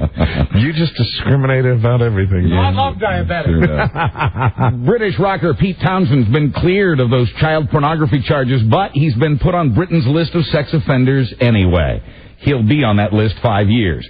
Police say Townsend never downloaded any of the porn he logged on to see 4 years ago. In other words, they looked at his computer. They could tell he'd been to the website, but they found none of the material copied and downloaded into his computer. Townsend says he went right. If you're hopping on those websites, guilty to look at kitties. Townsend says he went there as research for his anti-child pornography campaign. Liar. He says he was abused as a child, something he documented in the Who's rock opera Tommy. So, where's this new Jesse Ventura talk show we're supposed to be seeing? I don't know where it is, but it will show up eventually, Buzz. The wrestler turned governor is still set on turning talk show host. Boy, that Keanu Reeves sure is stupid. Not like you. Not like me, the governor of Minnesota. Former governor. Former governor. Right. That's right, Buzz. That's right, Governor. I don't live in the mansion no more. No, you don't. Word is that F&A. the Jesse Show is in trouble. MSNBC says Ventura's been having a very difficult time, that rehearsals have been extremely trying. Well, there's the whole cue card issue. Most folks like their chicken extra crisp. The show's now shooting for a June 1st premiere date. MSNBC is paying me in pinball machines. Buzz, please wait there. Okay, I will. We'll be right back. This is the Don and Mike Show. Gosh, I hate to interrupt. It's all been so incredibly fascinating and entertaining and instructive. Really, the time has just flown by. The Don and Mike Show. My pappy said, son, you're going to drive me to drinking if you don't stop driving that hot rod Lincoln. God damn it. The Don and Mike Show. And I'd just like to point out to all those people who used to call and bitch all the time, but when we had like 3-minute segments at the end of the show, it would run so late, right? You know, where are you people now? Have you noticed that like the news is on every day with 2 big long segments? I think you're doing a great job.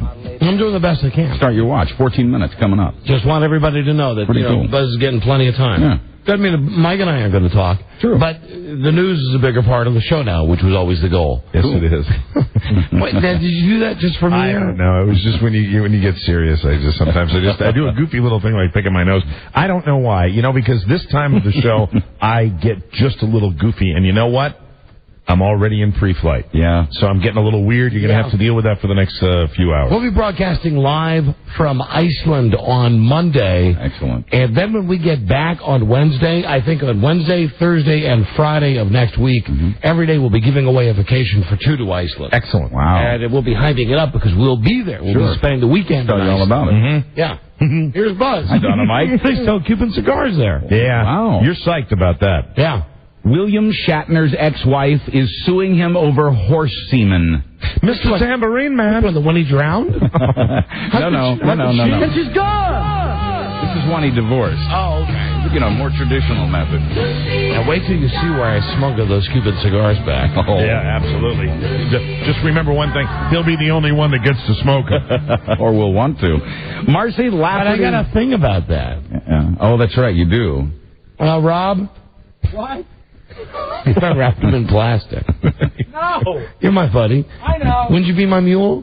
Ew. Swallow them. Wrapped in a condom. Marcy Lafferty Shatner says Bill reneged on a promise to give her fresh horse semen for breeding purposes. Hello, friends. William Shatner here, lounging on the sun deck of a swanky hotel in sunny Miami. Every year. In her lawsuit, she says Bill tried to substitute frozen semen instead. Oh, that bastard. So, what did you do? Like give her ice, like creamsicles? Yeah, I gave her popsicles? Frozen horse semen, and she, the agreement was fresh. God, those darn restrictions, because I got something I'd say right now with sickle on the end of it. TCBH. Country's best horse. TCBHS. Country's best horse semen. This is not the best semen I've ever eaten. Now, I probably can't say that, can I? No, probably No, that just got deleted out. That got deleted. All right. You know what? The best relish? Horse relish you've ever eaten. Yeah, but we can't say the number either because I said that earlier when I screwed up. Right. I've been screwing up right now. Oh, yeah. My bad. Yeah, and you were late today. Yeah, I was. Not tomorrow, though. Yeah, it was. There's a real crowd scene at the food line. Just couldn't make it on time. Yet another protest over a CBS show that hasn't even gone into production. Yes, the show is, of course, the real Beverly Hillbillies. Oh, come on. Is this show... Why do we have these protests? Is the show dead? I would be surprised if it showed up at this point, but, we don't know yet. Damn it. I want to see that show. Reality version of the 60s sitcom. Congressmen and Appalachian groups have already complained loudly about the show, which they say will exploit some poor mountain family and perpetuate false stereotypes. Even a big union got into the act, the United Mine Workers of America, you may recall, asking CBS to drop the idea. And now, today, the United Steelworkers of America joined the fray. CBS. Congratulations. This is Max Baird Jr., Jethro Bodine from the Beverly Hillbillies. Just won the CBS Celebrity Burp Contest. That's one time where he actually fit. But we do try to play that tape once a week. There you go. CBS isn't saying much, mostly sticking to its statement that it means to offend no one and that the plans for the show are not even definite. Hey, don't you think, though, that this might be, although we Publicity, know that, the guys that run CBS are the guys that that own this company. They're just basically pin douches. But don't you think that this all might be some kind? I hate to give movies do it all the time. The Hollywood PR machine, the movie PR machine, much more sophisticated than the TV PR machine. That if they say, okay, we're going to go out again and say more people are protesting this, more people, they're just building interest. CBS has already done the recruiting. They've handed out flyers. This would ramp up to it nicely. Yeah, and really, I'm running to my television set when that show comes. A lot of people will. I just hope. Yeah, you know what? If we can't laugh at each other, what the hell's the point? Here's the thing, though, that makes me think that maybe that it's not that they're so smart, that they're doing all of this to ramp up publicity. You think it's for real? I think it's for real. Well, and here's what makes me think it. When I came in today, and I went down by the corner office, the one that normally Michael Hughes is sitting at, and I went back there, and that guy Sam was back there. Right. The other corporate dum-dum. Sam? The guy from HFS. Oh, okay, yeah. The guy who's another one of the many regional corporate directors of something or other. Huh. And no offense, he's just a dumb-looking guy. None taken. And now, so that's what you base your. Now it's like I'm thinking. Obviously, this guy Michael Hughes, one of our bosses, right. we have a rather high opinion of him. He seems to be a pretty decent guy and seems to be a pretty bright guy. And Alan, even with all of his character flaws, occasionally seems like a bright guy. Indeed, right. And this guy Drew in Philadelphia seems relatively sane.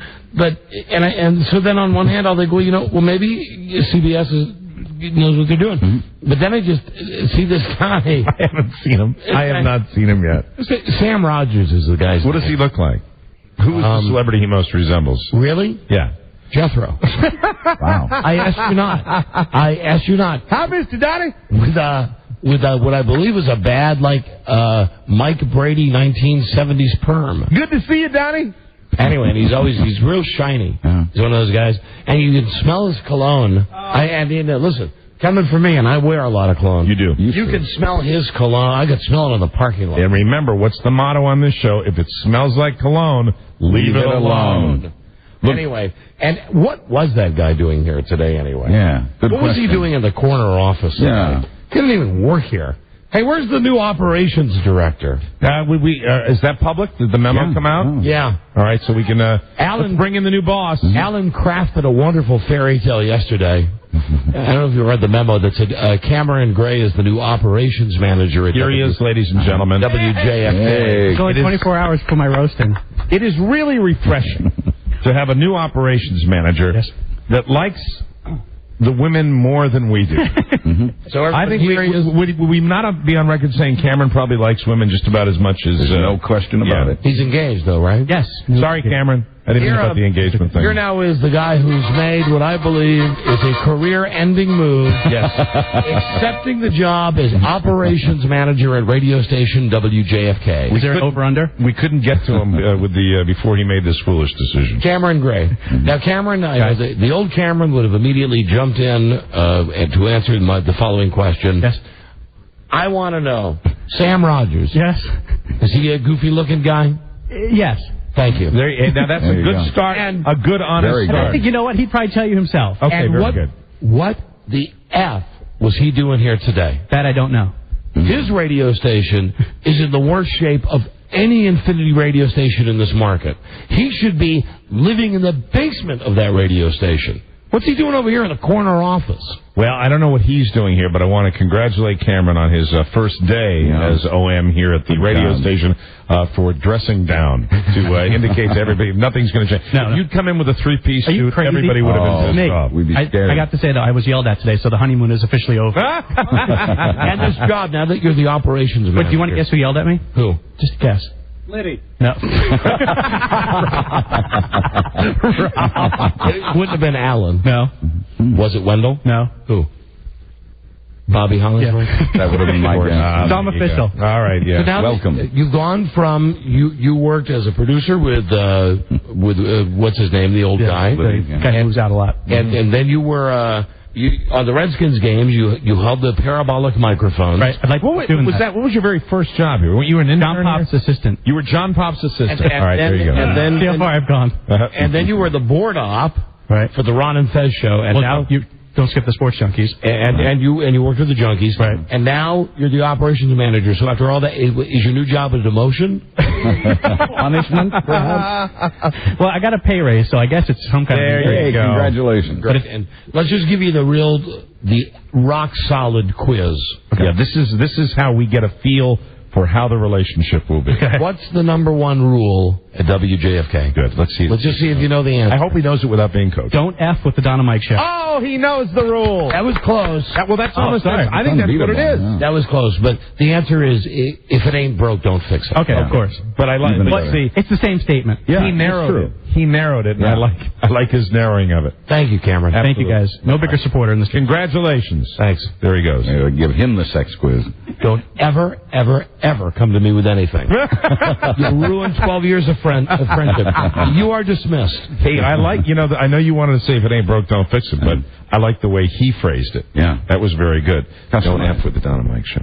And he did confirm that the guy from WHFS is a goofy-looking man. Yeah. Yes, and as he said, he would say, the goofy-looking guy would admit it himself. I don't think he would. I don't either. I think he thinks he's good-looking. Yeah, he probably does. Thinks he's, super handsome. That's why he wears all the cologne. Including handsome. I got to get a look at this guy. You got to see him. You know what I'm going to do? The next time he's in the building, I'm going to walk up to him and just stand in front of him with my dog, cocked at an angle like a dog, just staring at him, just sizing him up. I mean, the guy really... Here's the sound that I thought when I saw him for the first... I've known him for a couple of years. Right. Which way did he go? Which way did he go, George? Jesus. Please, make a note. Another friend made. Absolutely. Anyway...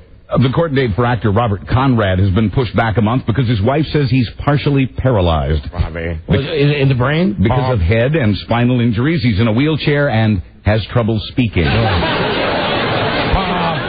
That came up rather suddenly. This is the first we've heard about the injuries Conrad got in that head-on crash in California. His blood alcohol level nearly 3 times the legal limit at the time. His wife says he remembers nothing about the accident. I'll drink to that. In sports, Detroit hosts Philadelphia and Dallas entertain Sacramento in NBA action tonight, with the Pistons and Kings having won the openers in these best-of-7 affairs. And go finally, Kings! Hold on, let me just get in all the teams. Yes. Go Kings. Go Sixers. And I know we're not on in San Antonio, but I'm afraid I'm one of those people that is just waiting for the roof to fall in on the Lakers. Just my humble belief. So you're behind the Spurs? Yeah. My humble thought is, if they actually played as a team, the Lakers could win 5 more championships. But Kobe insists on playing by himself. Right. And he's a great player. But Jesus Christ, pass the ball. Well, maybe Dennis and Shaq will have something to say about that in the future. What's up, Doc? How are you doing? What's up, Doc? How are you doing? 'Cause I am. How are you doing? What's up, Doc? She baited me.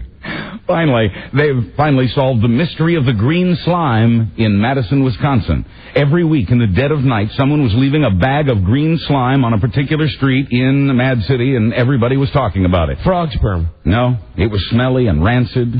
One of the upset neighbors... Go, Pat, go!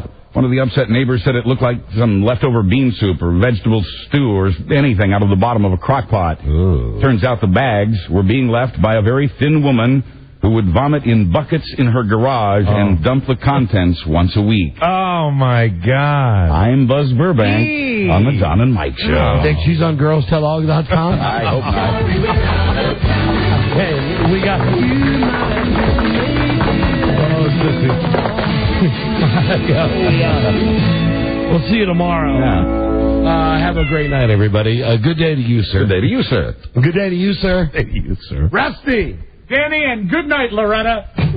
Either Tim. Till we meet again, this is Sammy Davis Jr. saying, be kind, be nice, and I hope the next performer has the pleasure of having as nice an audience as you've been tonight. And let me leave you swinging.